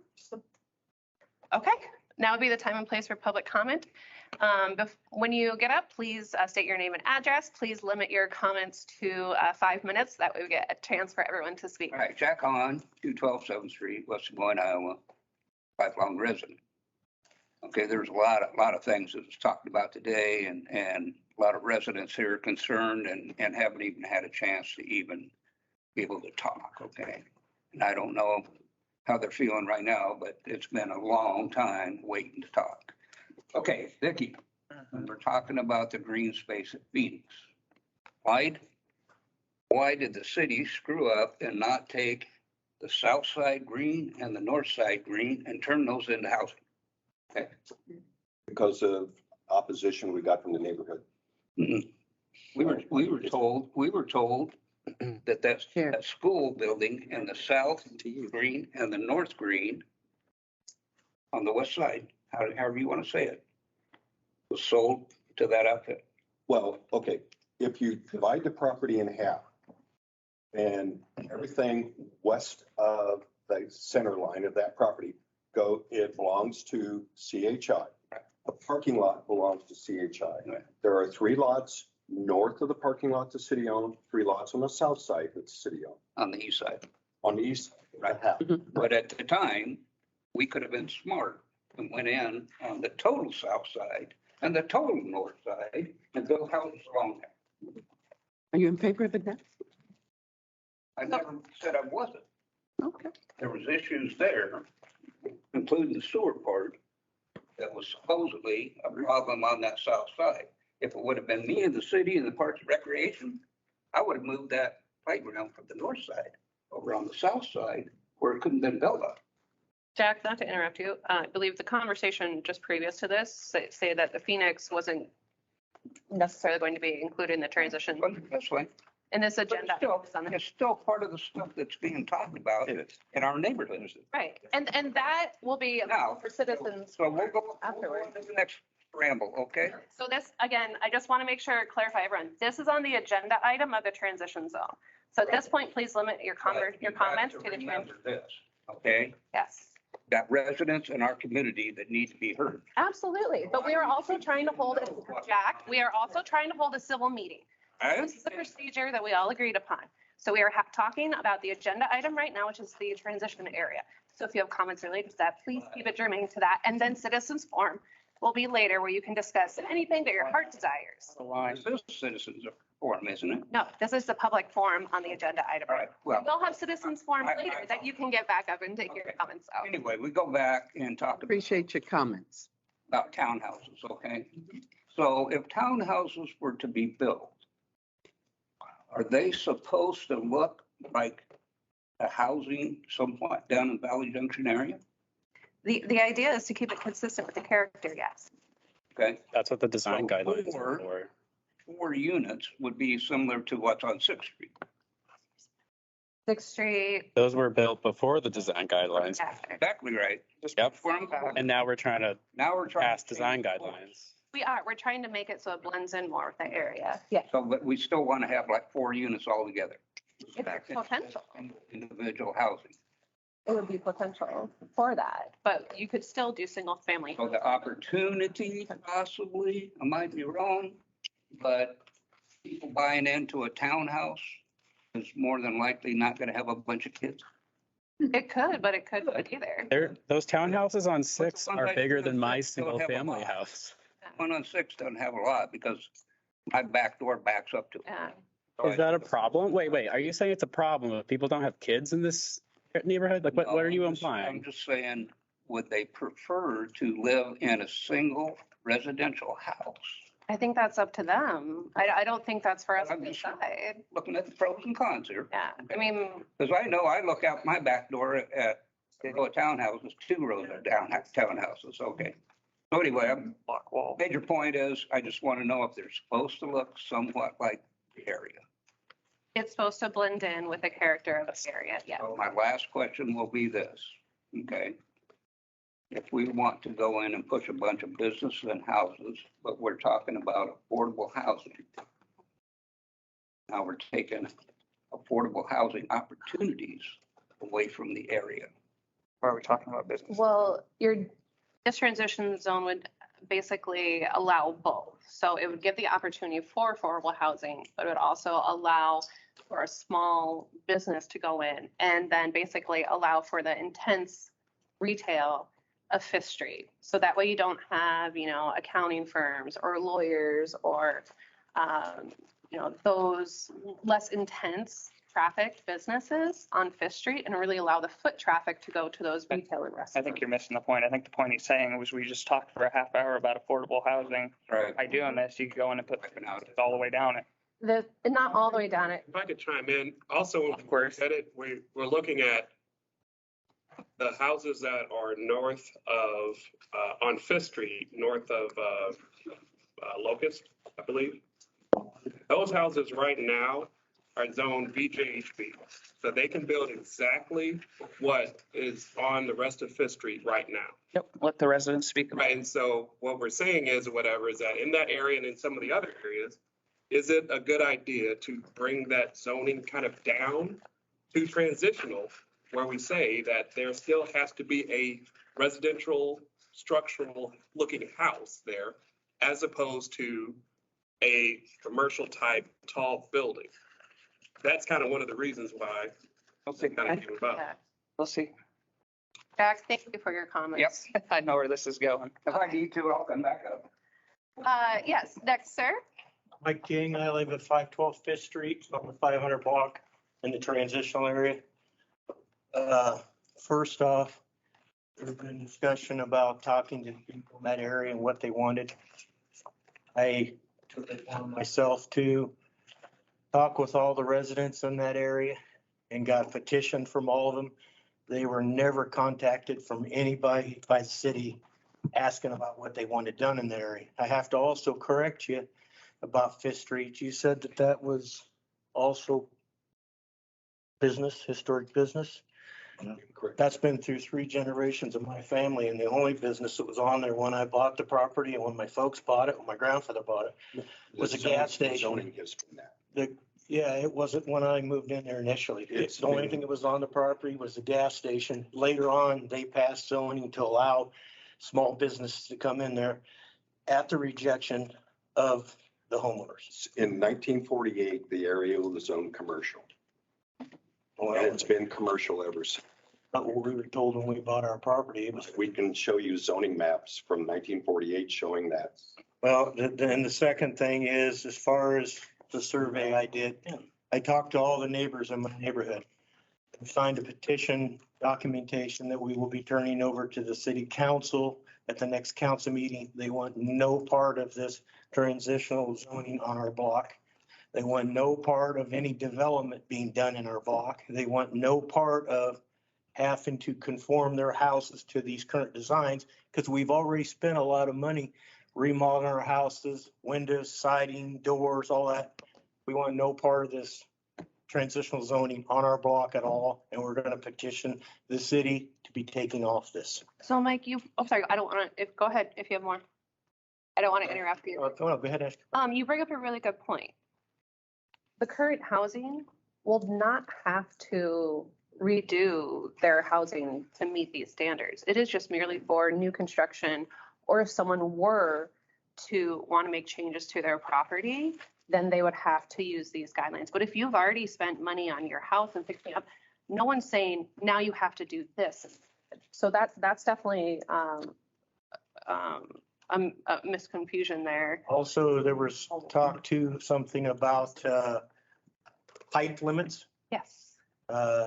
I've got myself and a neighbor across the alley from me have probably 2 of the biggest garages in the neighborhood. I have a 50-foot garage. When I built that garage, I talked to you, and I also talked to building code inspections when I wanted to put a new roof on it, and I wanted to go higher in the roof.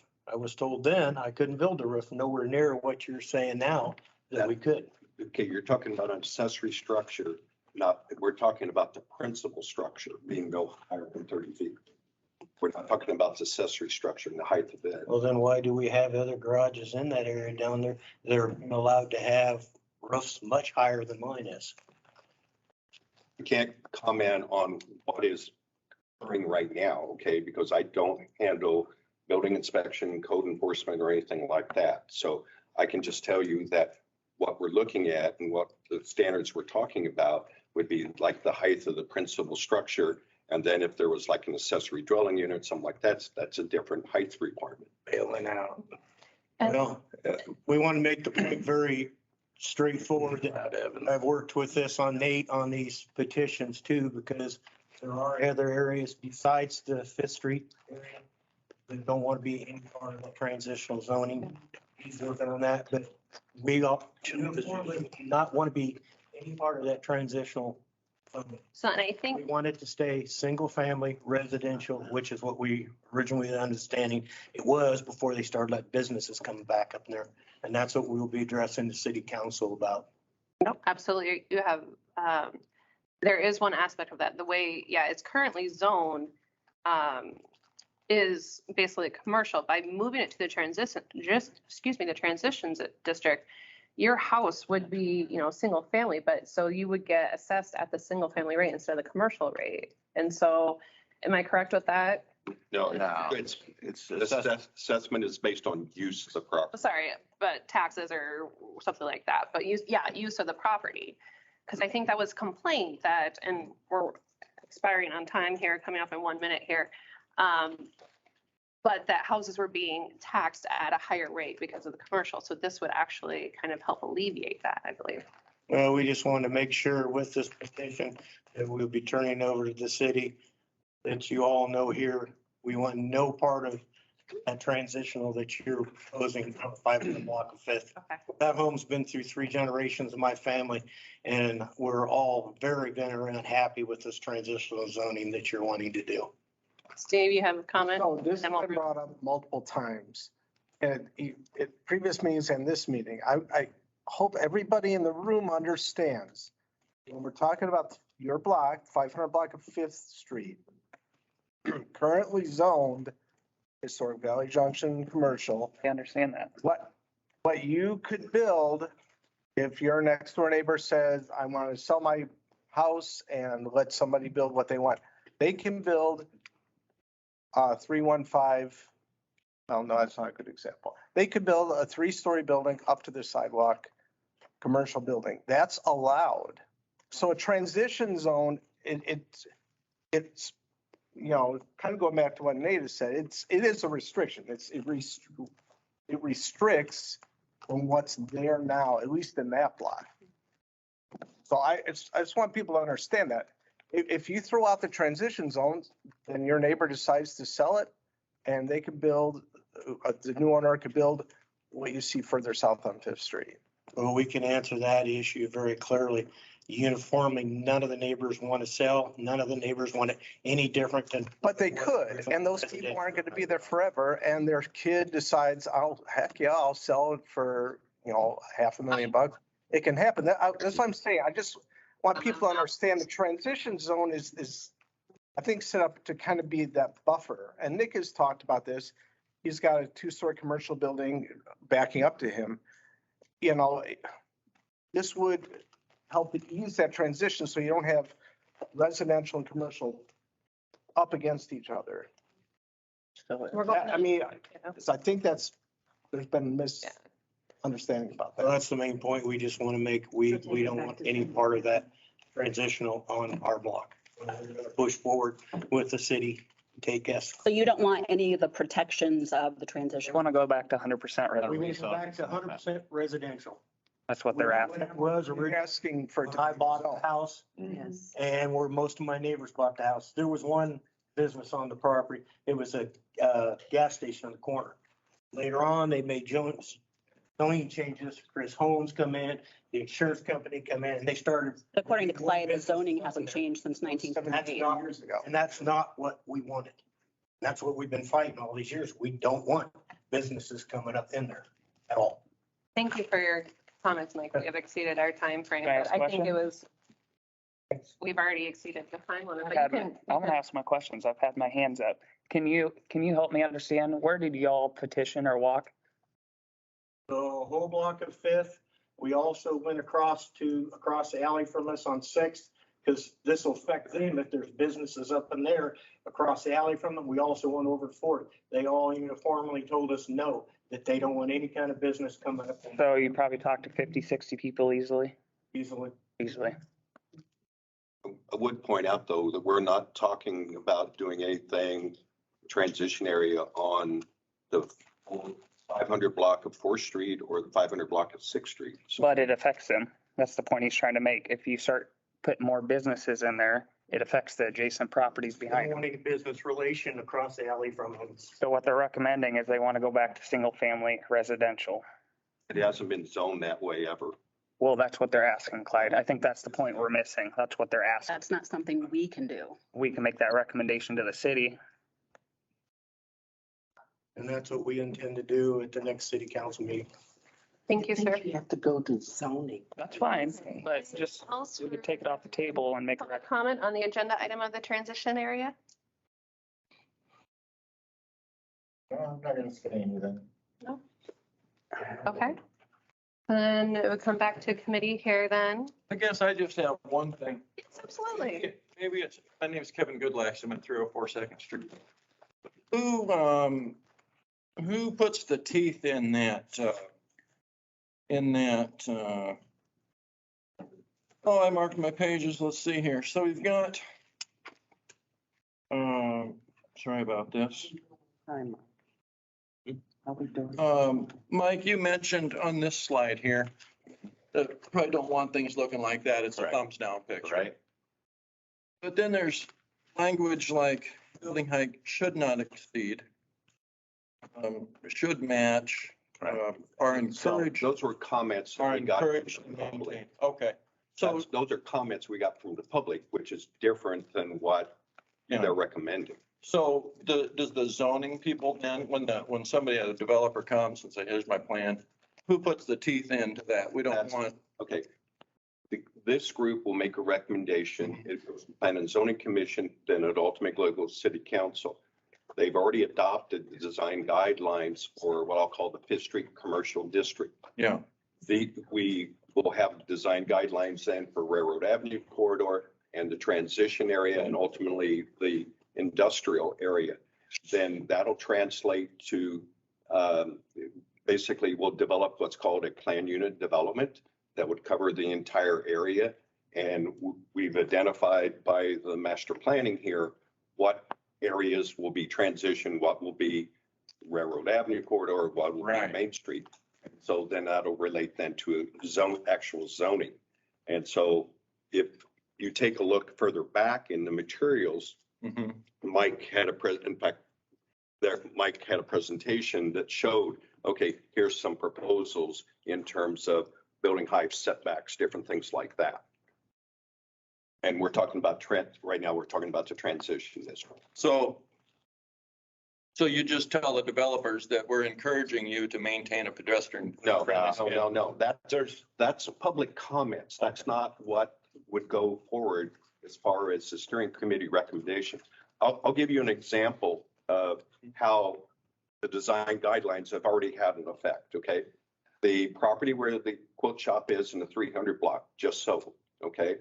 Developer came in, said they wanted to do a 3-story building. Okay, if you take a look at our design guidelines, it says you got to look at the buildings to the north and south. Okay, that's a 3-story building, a 2-story building. But you also have to look across the street or across the alley. That's a 1-story and a 1.5-story, which according to our design guidelines say the max you can go is 2-story. Okay. And so we told the developer, no, according to the design guidelines that have been adopted, you can only do a 2-story structure. You can't do a 3-story structure. Okay. Does that answer your question, Kevin? hold block. Well, not, yeah, I'm sure that they, 2-story structure. So Kevin, let me just, so what we're gonna do is create an overall plan development, which has got these different zones, right? It's got traditional, it's got mixed use, it's got railroad, and that plan unit development regulation will have the specifics on what the actual Okay. setback is and all that kind of stuff. specific language. It will have that. Oh, yeah. Plan development. So they're not encouraged to stay within this No, and they right. should do this. The guidelines are more Okay. flexible, but the zoning is gonna be specific, at least in Yeah. terms of setback and height and all that kind of thing. Thank you. Yeah. Thank you, Kevin. Thanks. Jennifer Hampton, 541 16th Street. I just have a couple thoughts about the transitional stuff. I've said this before, I just want to say it again. I think we should utilize various retail locations along the perimeter of Valley Junction. It's still historic Valley Junction. Valley Junction is not just Fifth Street, 4th Street, 6th Street. It's 63rd, Grand, Railroad, and all that stuff in the middle. And last weekend I was at Main Street in Ames. That is like the most beautiful historic street that I've seen in a long time, and it's well preserved. And West Des Moines did not do what Ames did. They did not protect it. Too bad. This is a residential area, and I don't think that there should be any transitional areas. utilize the strip malls that are vacant, the business areas that are already zoned, and make the best of what we have available. People live there. It's a residential area. It's too bad that the city didn't protect the historic Main Street. Yeah, it's very good. Hello, Brenda Klossman, 136 3rd Street. I'm going back to this page. We had quite a discussion about the setbacks, but I'm concerned about the height. 30 feet is a fairly tall two-story building. Exactly. We live right near Studio Malay, which is an awesome contemporary looking building. I'm not complaining about that. The height of that building, we will never see the sunset. Our grass doesn't grow as well as it used to. If you're a house that's only whatever the side lot is set back, they'll never have sunshine in their windows, ever. That affects quality of life. And that's a wall right next to your house. You won't get a breeze in your window. You'll never be able to grow a house plant unless you use fluorescent light. I think about these things because I enjoy sunshine coming in my window. You won't have it if you live next door to a 30-foot building. So question on that. So the transition area, if the buildings are built in that, they have to resemble residential in character. Right. But it can have a 30-foot height. And you can have 40-foot now in single family.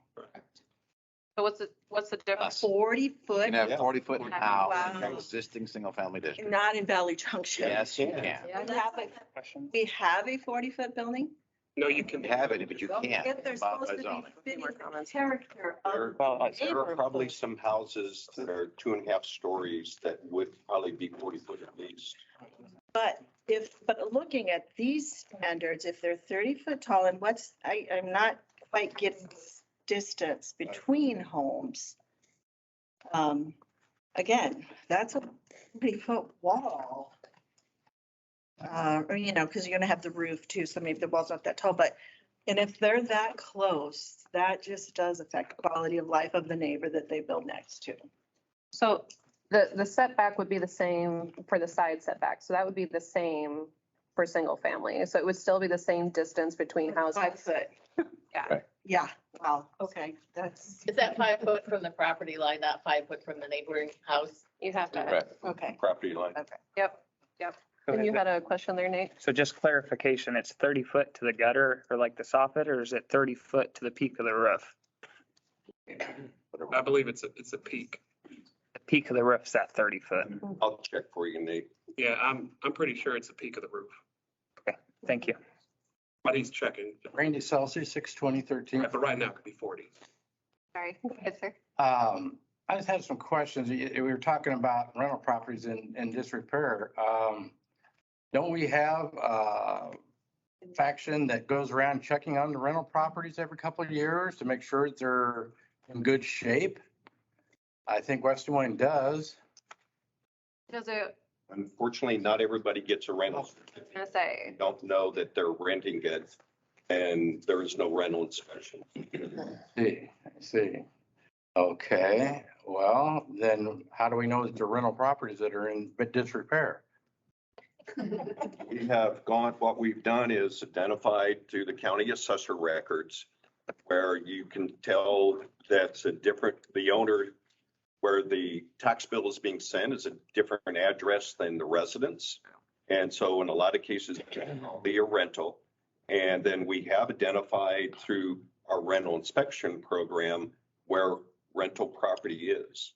And Christine, I don't know if you want to talk further about that since you've done most of the research on that. Well, exactly like you said, yeah, we could see by the assessor. Could you talk up? I can hear you. We could see by the assessor whether if the house is 111 10th Street, but the assessment goes to Des Moines, then obviously that is not owner occupied. Okay, so So we can report that and try and get them to get a rental certificate, get it inspected and go through the process. how often do you actually enforce that then? as much as time allows when you have thousands of rental properties in the city, And I believe rental certificates are renewed every 2 years. Okay. or 3 years possibly. It's, I mean, It's 2 years. it's a lot to go through every single rental unit in the city of West Des Moines. Well, And that's what we do though. and I guess you need more help, but the other question I have is, you're talking about putting in affordable housing. That area up there on Vine Street, just south of the old Dolls, which is the picker nose down there, that you took all those buildings, the office, commercial buildings out of there. Is now what's going to happen with that? I mean, can't you put affordable housing in that area? Drainage. Drainage for what? It's actually a stormwater management system. Stormwater management for what? I've lived there a long time. There has never been any flooding. Yeah, there has. Where? So when? Tell me You when. Take a look at the properties south of Vine and on south of there. I've lived there a long time, and I've known the people on the other side of the 13th Street to back up to that. There's never been any flooding. Randy, do you have comments regarding the transition So zone? I'm looking at for affordable housing, places that have affordable housing. And the reason why we're not putting affordable housing in there, and then why aren't we using some of those areas on the south side of the railroad tracks for affordable housing, get rid of some of this industrial area that is, is as an eyesore and, is always making a lot of noise, that is really kind of, need to move out west or something in the industrial area now. So we could be putting affordable housing in down by our ballpark and our Raccoon River Park and, having it a little nicer down there. I guess that's what I'd like to see. But that's my The old opinions. pet Thank jail you used to be. for your comments. Pet jail. Anyone else for transition zone? Okay.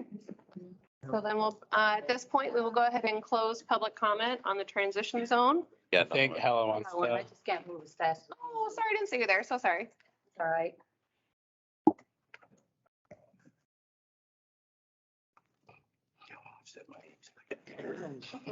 Debbie, I see your hand up. Is it okay if we get to Helen first? Oh, go ahead. No. I wanted to let Debbie know that I saw it and I wanted to acknowledge her, but I want to hear your comments first and then we'll get back to the committee after this. So I had a lot of comments, but I'm going to just limit it to a couple. They were talking basically about, and I'm into the parking part of it, that, these places are going to have at least one parking place. I have one parking place and I need 5 with people coming and going from my house. And I'm not even in the area. So I think they're going to have to look further into the parking when you say one spot per person or a unit. Most people got 2 vehicles that even one person has, so I'm thinking you should be looking into that more than what you are. I'm going to keep it kind of quick here. The other thing too is that I kind of had it interesting because it's kind of what I've been thinking about. Someone mentioned that there was like 1,500 people per square mile. We wanted to stay unique in the 90s, to stay in Valley Junction and to keep it a smaller community and not have 1,500 people running around in one little square mile. When you said, I don't remember what the numbers was, but like 400 and something per square mile, or I didn't hear it all. Can you fill me on what I was, I can actually give you the exact numbers if you. Yeah, because I couldn't hear all of it, but Sure. we don't need the townhouses. We're doubling up and multiplying the number of people in this area. That's not what Valley Junction is. Valley Junction is a small town inside of a community that out west doesn't even know we're here. I'd almost bet on it. So with the lots being smaller, you're able to kind of pack more housing in. Population in Valley Junction is 4,320 people per square mile. Okay. Compared to 1,550 people per square mile for the rest of West Des Moines. Yeah, it's twice as much or 3 times as much or whatever. And that's not something that we need from Valley Junction. Valley Junction has been a single family home. It's like a small town or inside of a big community. They started growing up in Fair Meadows and Clover Hills and then Fair Meadows. And right now, I can't even tell you where the line quits. I mean, I know on the other side is 60th. If you get a ticket, you're in Dallas County and Madison County or wherever we're at because it's gone so big.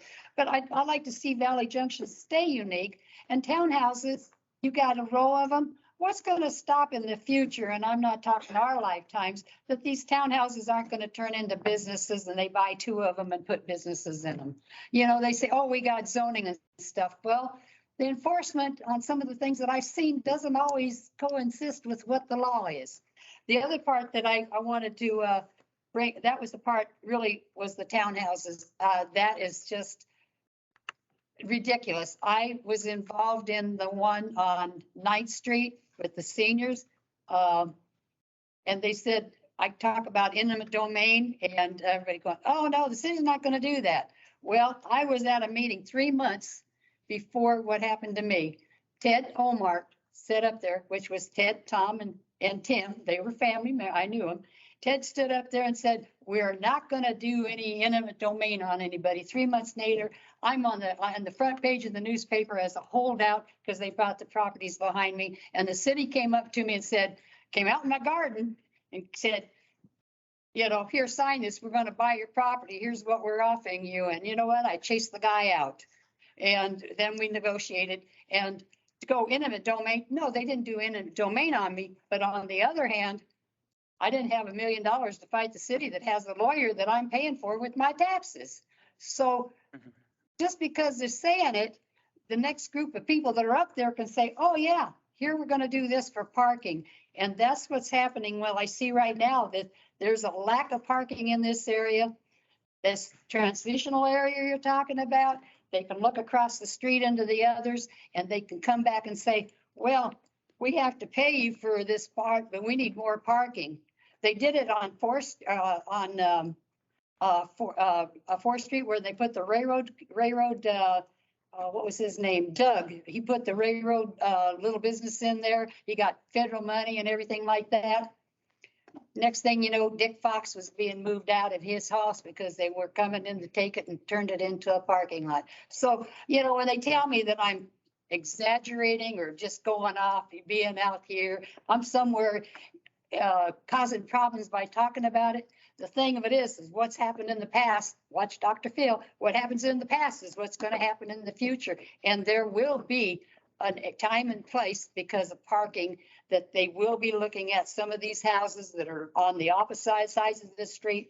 And they can come in and say, well, we can now call them blight because the city can change what they want to say about the area, and they can do it.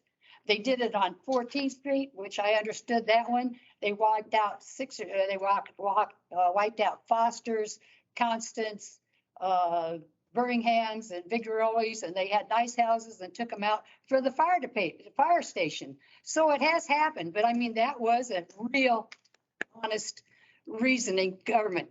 But when they put those senior park. Council. Well, The one just council. check your clock in another 3 minutes. But when they checked me out on those houses down there, the city bought me out and sold it to the developer that came in there and made these senior homes that they are now selling because they have to be senior living. And it was for senior living. But I was taken out of there. I don't want to interrupt you, but I think Clyde, do you? Yeah, Clyde will go on that. Okay. The law has changed since then. I know. And law says that the only time we can do eminent domain is for public infrastructure or utility easements, different things like that. Yeah. Not buy a piece of property and flip it to a developer. They did when I was there. Yeah. But that was the law. Then. It Different, yeah. doesn't now. But I'm saying, there I am saying with you, Clyde, that is, I agree with the law that you're saying now, but they end up changing the law whenever they, you know. Well, this down the isn't road. city, this is a state State, level. okay, well, state does the same thing too, you know, but no, I mean, I understand, you know where I'm coming from. I was like, I put a lot of money and effort into that house and then all of a sudden they come up and, you know, who sent me, came out in my garden and said, here, sign it. And I chased him off, as you may remember.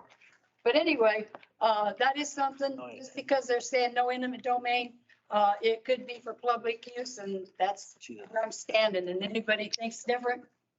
That's the way it is. Thank you. He does whatever. I have other issues, but I'll bring them up later. All right. Debbie, we have one more person and then we'll get back to the committee if that's okay. Or did you have a comment regarding to Helen or previous conversation? I think it's very important for any of the neighbors to speak about whatever is relevant for them in this transitional district. So I defer to the speaker. Perfect. Thank you, Debbie. Okay, go ahead. Nanette Johnson, 524 5th Street. And I want to say, first of all, thank you to all you folks for all the hard work that it's obviously that you have done And a very informative information presentation. A lot of this I did not know about until all this started, came about. So I really appreciate all the information and all the discussion and all the time accommodating comments. I also appreciate that you're making an effort to try to preserve the character of the area. I mean, there's buildings that were probably built between the wars and, the 50s, et cetera, that, are not part. So, I mean, we have a history in the neighborhood of infill that doesn't keep the character, and that's our history. My childhood dream was to grow up and own an old house. And 35 years ago, all the places in Des Moines were not really an option. They were, deteriorating, or they were too expensive. I mean, Owl's Head or Sherman Hill or whatever is not in my budget. Valley Junction was perfect. It's a safe neighborhood. I can go for a walk at midnight if I want. And it's still got that old character, and it's smaller houses. It's more affordable than a lot of other old areas. And so I'm really glad to see that there is an effort, and I appreciate that you're trying to restrict from, I had not been aware that our whole block was basically business, Valley Junction business zoning. So I appreciate that you're trying to somewhat restrict it to a little bit more of the character that it is now rather than what it could become. So it's kind of putting it down. And I'm not like 100%, it has to be single family occupancy. I mean, I have a duplex, and we got our rental certificate and all that. It was turned into a duplex like in the 1960s. I'm on 5th in the Transitional District. And so one of the things, that's what makes it affordable for me, is because I can live there and get rent in. Yeah. And I, for several years of life, were in Milwaukee, Wisconsin, an urban area full of lots of duplexes, intermingled with some single family. And that was built between the wars. The house I was in was like 1918, so similar area. And that a lot of that was built not as rental property like we think of it. That was people's way of home ownership. Was you build a house with 2 units, you live in one and you rent out the other, and you can afford a place to live. Other places in town did the back house and the front house, So I'm not opposed to that, especially if it keeps in, there's lots of cute examples in some of what you saw that were, either obviously or could easily have been duplexes or whatever. So, my biggest concern is I've been there 35 years. I plan to retire in this house. My mortgage is paid off. This is kind of part of my secure, ability to afford retirement. So my biggest concern is, like she said, eminent domain, some of those kind of things. I don't want something that's going to be moving me out of my house when I'm 70 years old or 80 years old and can't afford something different. So that's my number one concern. So hopefully that is not something I'm going to have to worry about in my lifetime. But other than that, I appreciate things looking kind of like an old neighborhood, even if they're new, it's, so that's all I had. So thank you. No, absolutely. Thank you. And yeah, if you decide to sell your house, that is your option, but no one's going to be forcing you to sell your house at all. Okay. Anyone else? Okay. At this time, we'll go ahead and close public comment on the agenda item of the Transition District. Answer Nate's question about the building height thing. Yes. I forget it and everybody forgets. Okay. According to the zoning code, the definition of building height is the vertical distance from the average grade, finished grade, ground grade at the building line, to the highest point of the coping of a flat roof, or to the deck line of a mansard roof, or the mean height level between the eaves and the ridge of the gable, hip, or gambrel roof. So in other words, you take the top and the bottom, find the average, that's from there to the grade is how building height is figured. That makes sense. Mm-hmm. Is that really gray? That could make that 5 foot taller though, can't it? Makes the house, like, 40 feet high. Yeah.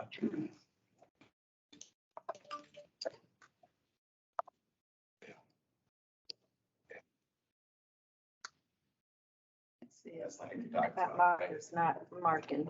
I can, Use a different marker, Mike. They can't see it very well. So for clarification, just so we all understand, it's dead set 2 stories, no more than 30 feet, or it's one or the other. Mike, is that correct? 2 stories, or is it 30 feet or 30 feet? No, it's 30 feet is what we were proposing in zoning. So you could almost get away with putting a 3-story in there. In the historic Valley Junction, single family area, this is 40 feet, right? We're saying 30 feet, all is in the transitional. From the foundation or from the grade? From the grade, average grade. The average grade to the midpoint of that. Yeah.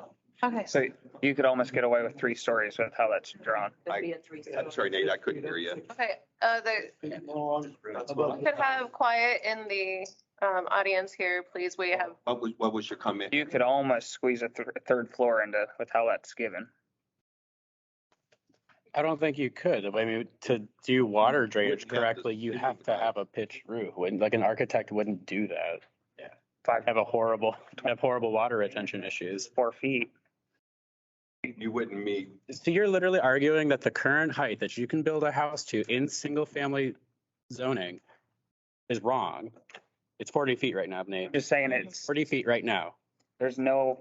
And we're trying to make it shorter. What do you want? Give us the number that you want. I'm just saying it. Give me the number that you want. You're gonna let me talk, or you're gonna keep interrupting? Give me the number that you want. I do construction for a living, and what I'm trying to say, if you let me talk, is 40 feet. We don't really have anything in our communities that are 40 feet tall. All right, what number do you want? Houses, baby. I mean, that would be like a 3-story house almost. I'll take a look at the house on the corner of 5th and Locust on. But how many do we have in our neighborhood that's consistent with that? Not very many. I haven't driven every street. When you go up like 7th Street and there's probably maybe a dozen or two. there are a couple on 8th. hundreds. That blue one on That's south of mine, north of mine, I don't know. that blue one on 5th and the And Walnut, or excuse me, Locust. I don't even know if it's. That'd be a huge one. What's that? I don't even know if that would hit 40 feet. That's a 2-story, and they definitely have an attic you can stand in on that one. To the peak, yeah.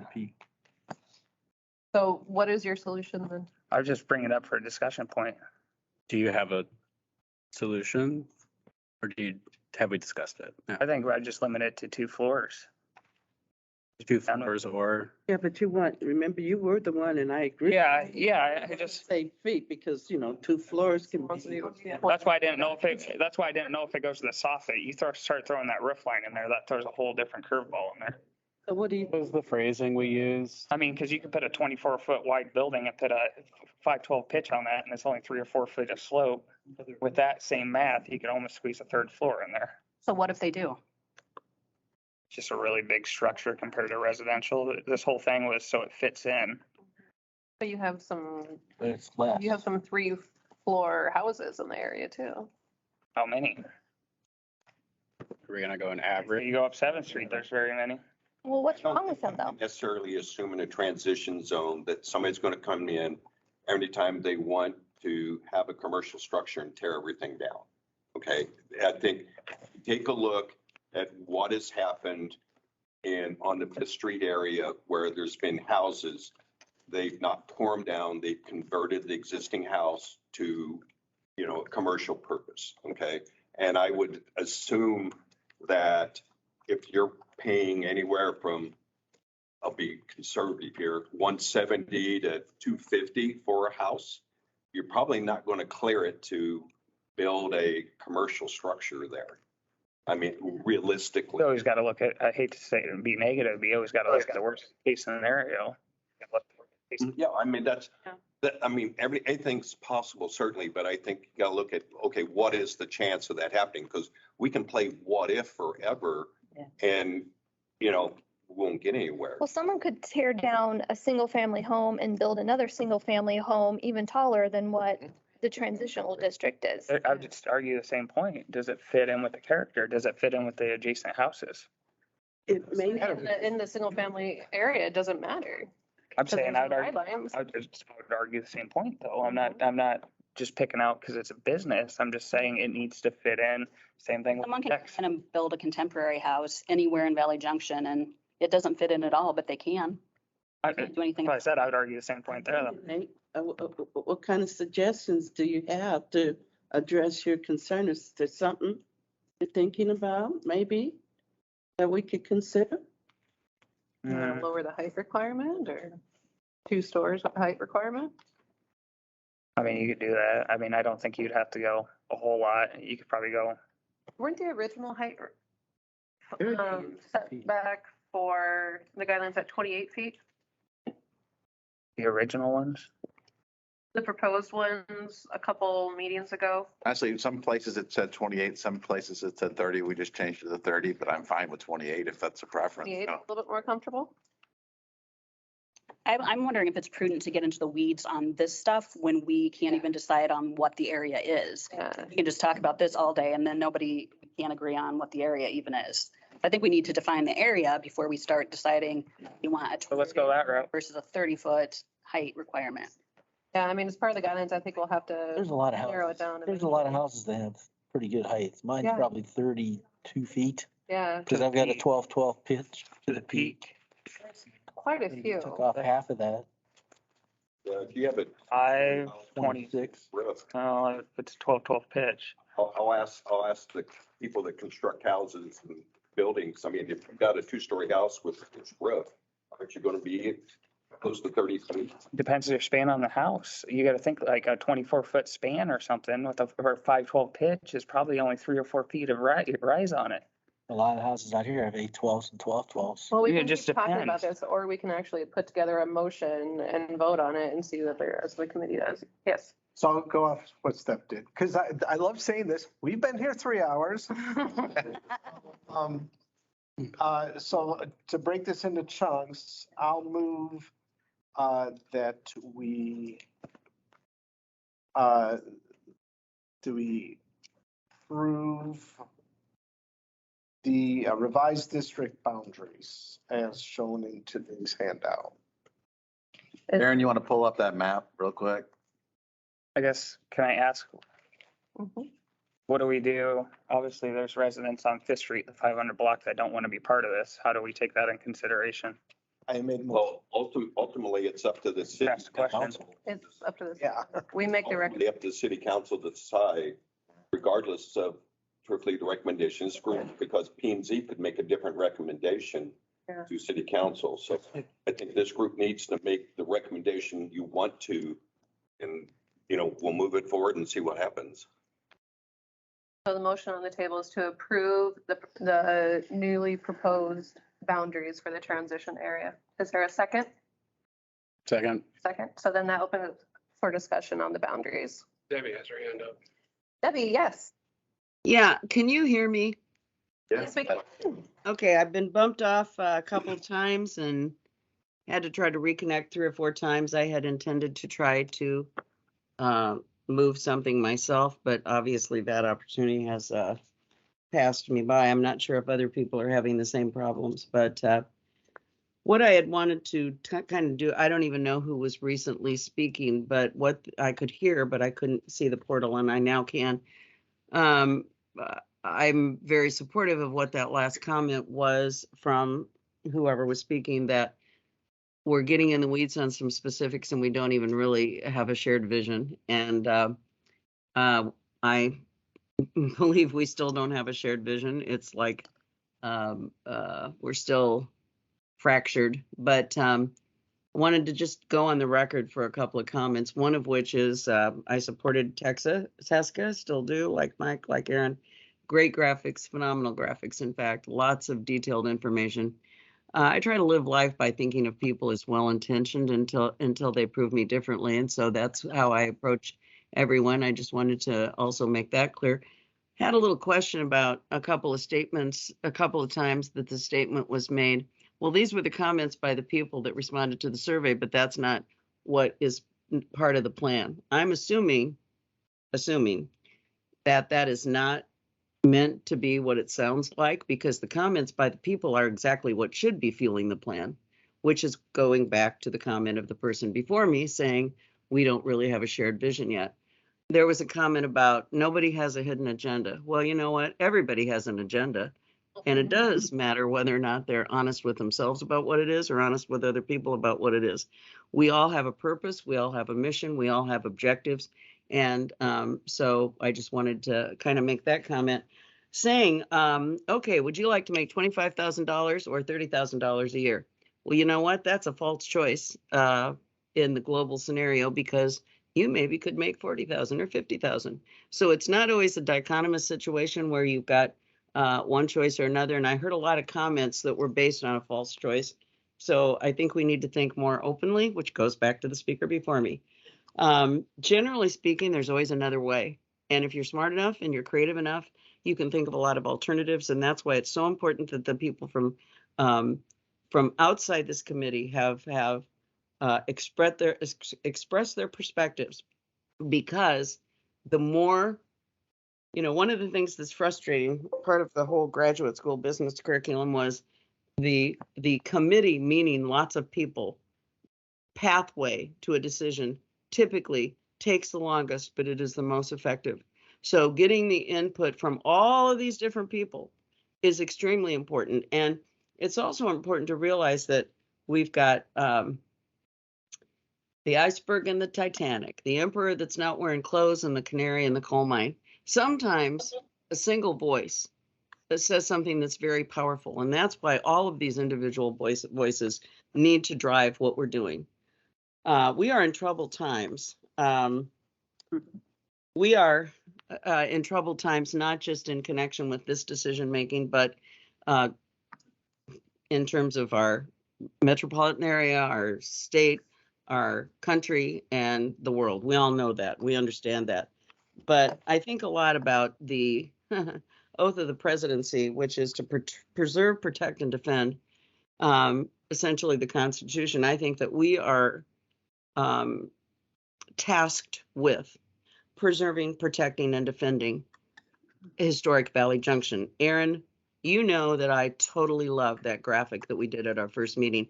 That came out from a very collegial expression of the deep-seated feelings and convictions that we have as a community, that we expressed as a committee. And we always, going back to the previous speaker, I think need to go back to that. Every single thing we do needs to be framed in terms of, are we living up to that vision, to that mission, to that objective? Is this the filter that we see everything in? And some of us might think that we are, but we have to listen in order to validate that. I haven't heard any more discussion about opportunity zones. The folding of Valley West Mall shows us what happens when a period of time goes by, which was the mall area. My stepfather, who was one of the smartest men I've ever known, worked for General Growth, who at one point was the 7th largest, but second most, or actually most profitable shopping center developer. So I heard a lot about malls at that time.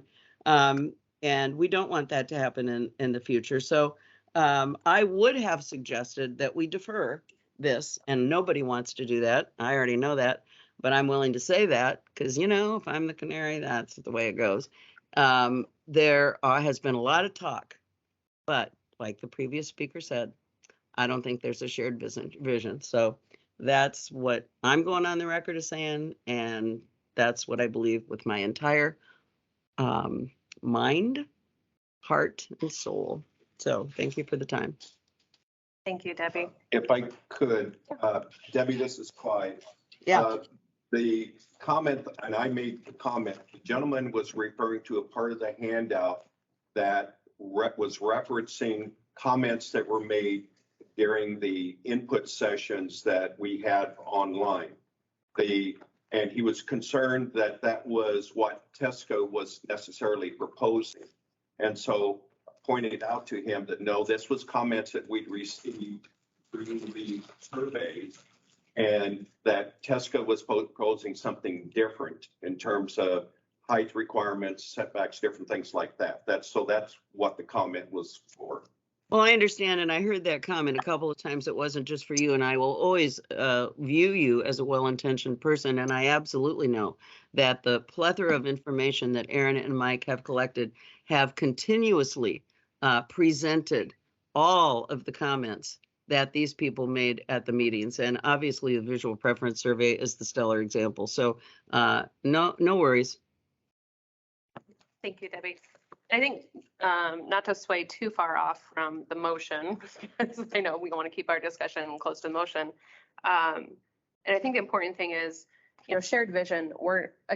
We've said this a million times. We're never going to agree 100% on things. So are we probably all in agreement on this area? Probably not. But we are tasked with the responsibility of making a recommendation for this area and to proceed with the process. Debbie talked about preserving and protecting the area as well as our history. And this area historically is known for small businesses and small residences and family and that community aspect and everything. The thing I worry about too is if we don't have kind of a release valve for the business area, what is going to happen to that? I mean, like Debbie pointed out, the malls have closed, or, Valley West is closing and everything. So retail has changed. There's so much more focus on supporting small businesses. If you go to IEDA or even SBA, there are huge increases in people that are starting up their small businesses or even growing and expanding their small businesses right now. People wanting to work from home and have their businesses out of their home. So I think we need to be careful with that option, because as this area grows and more attention is given to it and more demand for it, do we want more service-based businesses along Fifth Street that are going to kind of displace some of our retailers or restaurants that have made this area so great? Are rent's going to get so high that small businesses can no longer afford it? So then we have bigger businesses coming in, or worse, storefronts going to sit vacant and empty? And then what's going to happen then to the community and then the residences too? Because if you have areas with vacancy, then so many worse things happen to the area as well too. So I think that's definitely something to consider too about the transition area. Meredith, in a debate, the person that speaks second needs to let the person who started make a comment. And I said I knew that I would get opposition to my comments. So I was prepared for that. But I still maintain, my main office is in a home that my family moved into when I was 10. So I understand about operating out of what was a home. I understand about the incubators for small business, because that's what everything that my family started in Valley Junction was all about. That is everything you said that is behind what you said is what I'm trying to say to motivate what I said. So I just want to clarify that. And that's it for me. Thank you, Debbie. I've stated it before, and it might not be popular opinion. There's 16 houses on Railroad that could be used for the same exact thing. It hasn't been utilized. And then 500 block of Fifth Street has been used. It could have been used for the same exact thing, not utilized. So I struggle with opening up these other areas for this when we've had opportunity areas and that have never been used for that. So to say we need somewhere to go for these businesses and we've had that opportunity and we've never used it, I struggle. And then you got residents saying, we don't want that on the 500 block of Fifth Street. I'd like to see the petition. But what's saying these other areas don't want the same exact thing? So I'm pleading to you guys. These are people's areas they're living in.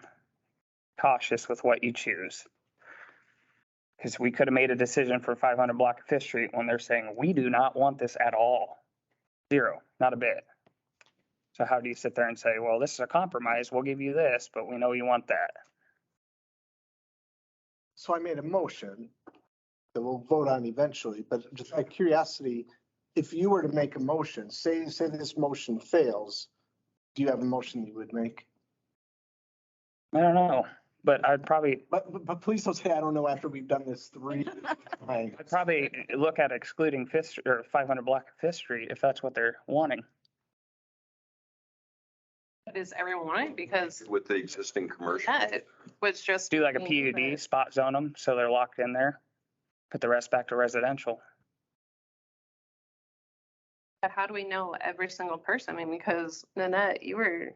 And I signed the petition based on, kind of worst scenario, not knowing that we were currently a business district. Yeah. And so what the proposal for the transitional is actually more restrictive than what we are now. Yeah. So, like I said, this is. I'm just saying, Meeting, so I'm not totally opposed to the transitional based on what I know today compared to being a business district. So I'm wondering. That is my concern with excluding that. I'm fine excluding that, whatever. But when the zoning is not changed, all of those homeowners that are a significant disadvantage compared to what that zone. so how do we go about something like that? I don't mean to hijack this. I'm just asking a question. I just wondered where. Vote it up or down. Yeah, I think it's at the point where we vote up or down, but I think what we're, It's least. yeah. But as or advocate for residents, how do you sit there and say that's better for them? But when they're saying we want this, Business, way the business zone is, everything you're saying you don't want can happen. But with the transitional, there's some control put on it. I respect that and I get that. But I'm saying if they can go back to residential, that's what they want 100%. And I think a fallback would be transitional, but how do you? But they're not at residential now. And I think when you get there, talk to me then. Yeah. And we can talk about that. And if it was residential we was doing now, it'd be a different story. I would think differently. That's where I struggle with this is because I've been saying this for 6 months that they don't even want to be transitional. And I keep getting told, yeah, transitional, that's better for them. But understanding what it is, I think a lot of misinformation, miscommunication, and not understanding. I could say myself at the very beginning this all went on. I didn't fully understand it. And I actually reached out to people to have conversations. We'd probably have more people that would understand the area if they actually understood, and potentially have less people that signed the petition if they actually understood. Well, that's why I asked last time, has anybody went and door knocked and asked these people? Worse. Only somebody did go door to door and gave them the wrong information. A resident, but I asked the city last time if they went door to door. Right. But also too, like, remember, we are ambassadors of this process. So if there are people that need information, then it's our duty to give that information to them as well. With our stakeholders, we sent out emails. We've provided lots of information to the business. That's what you don't. We got 2,000 people we're trying to reach, and the city tried to do a good job and send mailers out too. But and there are three residential neighborhood associations, aren't there? How many people do you represent, dear? 200, and we got 2,000 between two groups. Yeah.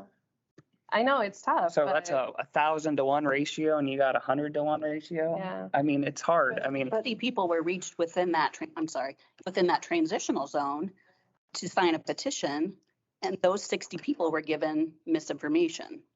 So let's just focus on those 60 people. If they were given the correct information, they might be having a different response right now. I'm just saying, be mindful, because, when this committee started, I don't remember when it was, and I spoke at city council, this got brought up then that a lot of the residents wanted to go back to residential. So before this committee was ever formed, I was sitting at city council speaking and bringing this up, and they were looking at me with 6 eyes going, they want to go back to residential? That's what you should have did. And it's not too late, but that's not what we're doing now. And my vote, and I will tell you clear, is that when I look at what the residents want and I'm listening to all the information and being informed what you are fearful of, if this transitional fails, it can happen anyway, and it can impact you even more so than the transitional. That's why I would vote. Because I assume that pursue the petition to go back to residential, even if this is transitional, which might be a best case scenario for that block. If single family falls through, then at least you have the transition to be your backup. So then go back to the city. Are they going to fight this because the city, this is my fear then, and the city's going to say, well, the committee decided on this. The respective parties, are supposed to make this decision for them, because we've heard it 100 times from the city. But we're doing guidelines. Isn't the process going? Well, I understand that, but we've played this game, and then it goes back to the city, and they say, well, the respective parties made the decision. That's gold for us, and that's how it goes through at city council. Like, I've seen it 100 times. So the motion right now, is there any more discussion on the motion? Meredith. I got some. Oh, gosh, hi. So Public comments. Yeah, sit down. Sorry, public comment is closed. Okay. No, just kidding. No, please. I got a gentleman on my way here that says he's coming to the council with petition and that he and Nate went and got signatures on these petitions. They're very angry and they don't want to be included in this. And so it's really disheartening to hear that it was misinformation that they were given that then led to all these people signing the petition, because it makes our job even more difficult at the council. We're going to have, I don't know how many people that signed a petition, exactly what it is that they signed, and you guys are having a difficult discussion here. Frankly, it sounds like lose. No matter what you do, you're going to upset somebody. Welcome to the council. That's what happens. That's our jobs. And then somebody says, you're the greatest. And somebody says, I'll never vote for you again. I don't know. That's how it goes. So, but this is difficult. And I appreciate all the work that you guys are doing. But man, this really needs to get sorted out. And Danae's comment about this is okay. He decided on this. We're putting a lot of stake in all of you guys on this committee. This is what a representative government is all about. You guys all represent people that live down in Valley Junction in one way, shape, or form. And you can't have 2,000 people come to every single meeting and weigh in on every single decision you make and go, oh my God, I've only heard from 1,999. I can't make a decision. I got to go get that extra person and make sure we know where they stand. That'd be excellent if we could do that, but it doesn't work. And you guys went and distributed flyers door to door to how many people? How many doors did you hit? And my God, that's incredible you did that. But Not every door. how many did you hit? I didn't get a I block. wasn't part of it. 500? I wasn't part of it. Of that 500 or 400 or whatever you hit, how many people came tonight? About 15, and then they left because they didn't get a chance to talk. Well, about 15 people. This is you can deliver 2,000 flyers 5 times. Some people that really care are going to show up and give their opinion, and other people, it's not that they don't care, but they've got things going on, and that's why they rely on you guys and the input of the people here to make these decisions. You can't get input from every single person. I wish we could, every time we took a vote at the council, get 70,000 people to tell us where they feel on this, in the issue. And they say, well, we only got 50,000 weighing in, we shouldn't make a decision. You got to make a decision. And we put a lot of stake in the decision you guys make. We've tried to stay as true to what decision you've made as possible. Not quite. And even if it's a decision that maybe we don't agree with as a council and mayor, we've tried to stick as closely to that decision as possible. Do we need to do that? No. And I think all of us are very cognizant of the fact that people live in this area. This isn't a blank slate, and we're affecting people's lives. And so I would just ask the committee to, in any decision you make, to look at that, think about that when you make your decision.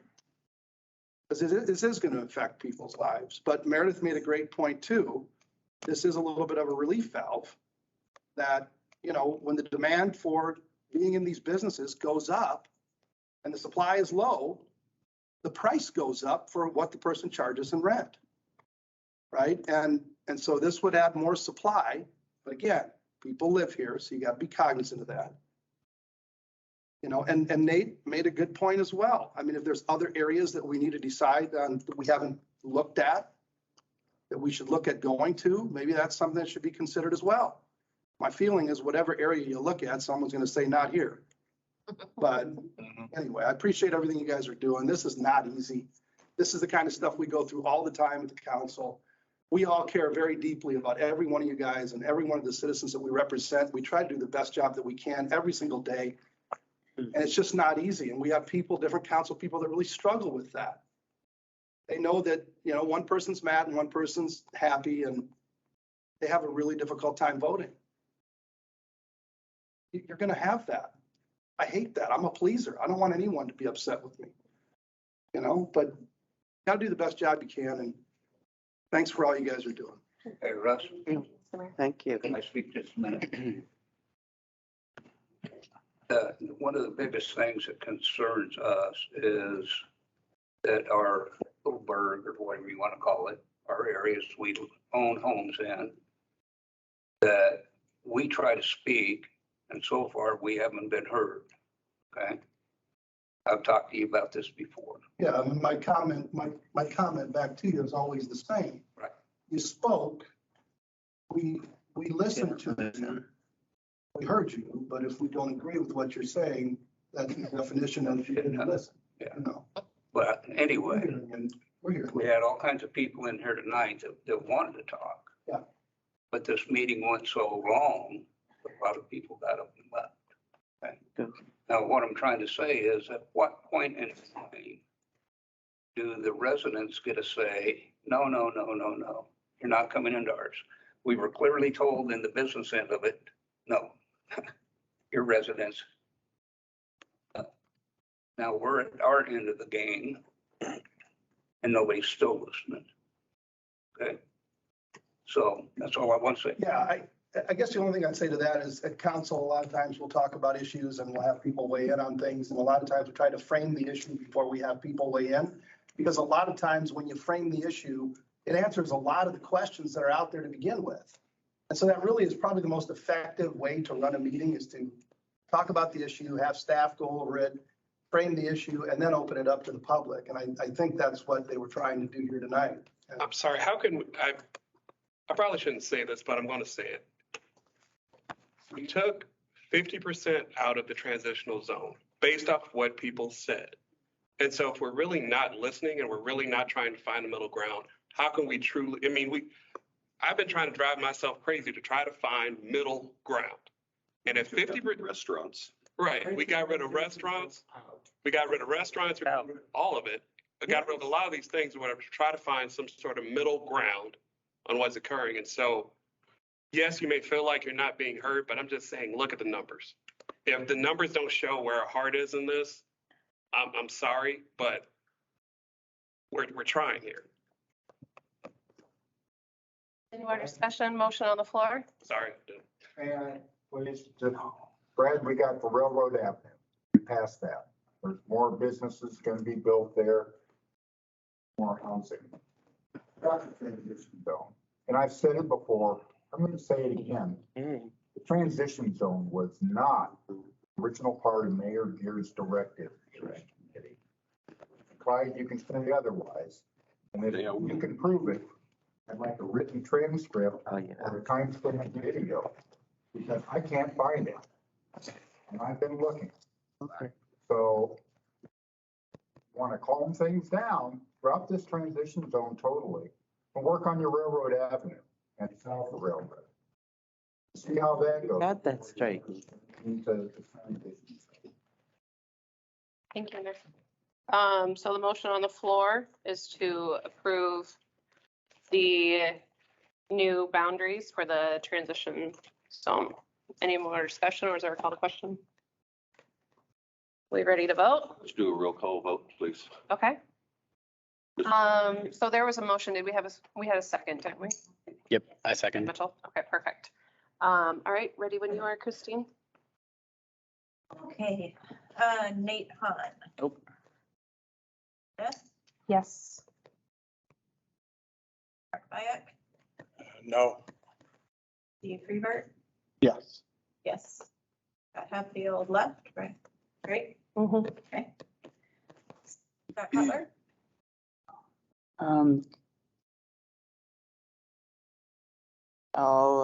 Can I abstain? we've had people abstain before. I'd like to, please. Jeff Trannell, No. Julia Eliason, No. Vicki Long Hill, Yes. Mitchell Callahan, Yes. Leo Underwood, Yes. Ralph Huskins. Yes.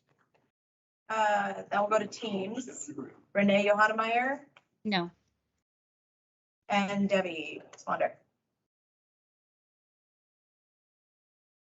Debbie? She fell off. Great. She was there. 6-5. Look like it says there's 3 people in there. Two, Sorry, not us voting people. Larry's on there and 4, 5, 1, You, 2, 3, 4, 5, we've got 6 yes votes, 5 no votes, 1 abstention. The motion carries and the transition area is approved for those boundaries. Now I believe there were some questions as far as the nitty gritty for design guidelines, as far as heights and everything. Do we want to address that? Just table it till next time. I'll move, because we 3 meetings, 3.5 hours in. Let's make a decision, folks, No. or at least vote on it. So I'm going to move that we approve the design guidelines portion of the transition zone as presented.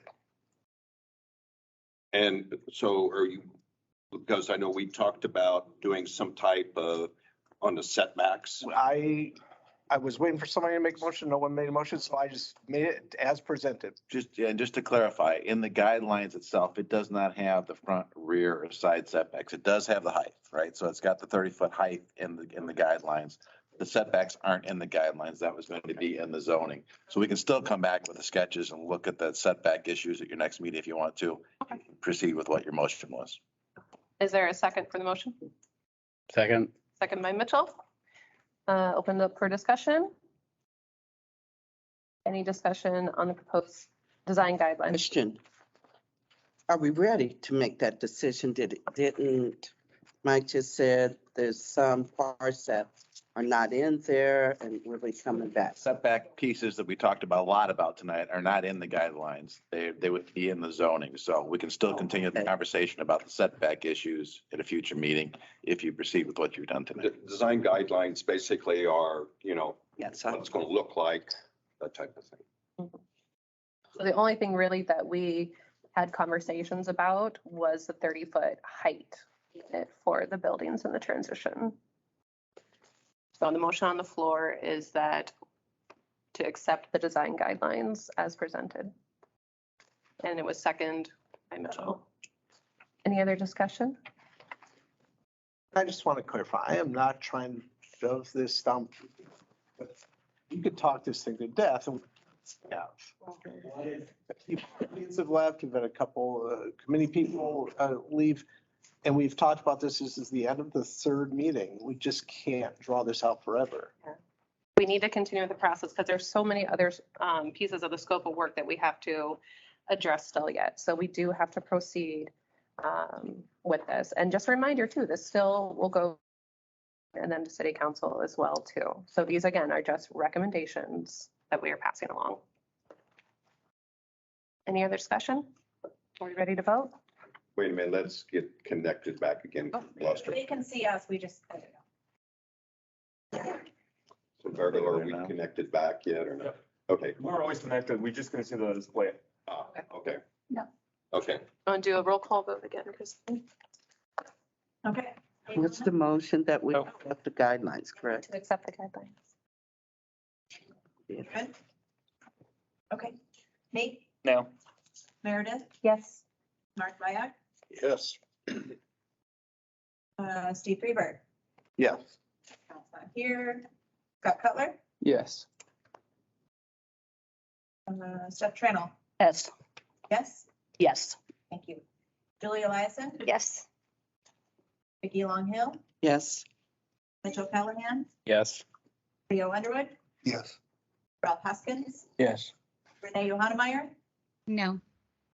and is Debbie still not on? No. Okay. So that carries. Yep, the motion carries. I kind of amended to. 10-2. 10-2, I mean, I'm sorry. Motion carries to accept the design guidelines as presented. Any other discussion? So just for everybody's point, our next meeting is June 29th, and we're going to be focusing on the mixed industrial area. And I will come back to the sketches that we talked about on setbacks so you can see how that works and is that a little bit better. So then the next item on the agenda is form, since we moved form back. So if any, this would be in topics not related to the agenda item. Must speak. Done. We will go ahead and close. Oh, wait, I just want to say, yes, that I think it's really terrible that you did not let the citizens have a chance to talk before you guys. Talk first. Had to do them afterwards. And you would have had to talk about what the citizens had to say. As far as on the transition area, we had a whole area. During it. Yeah, we had public Yeah, I comment. know that. We had public comment. I like what she's saying. It was 7:30 and people already left. But how many times It took a here in long a seven time to get. and we didn't get through? Yeah. We're now on our, Okay, everyone. All right. they cut out the transitional area. Through this. Are you listening? Yes. I don't think you are. Definitely listen. All right, so I don't, so the citizens forum, no one else? Oh, I love the neighborly. All right, thank you, everyone. We'll go ahead and adjourn the meeting. Thank you, everybody. That was a bump. I had to go draw the water.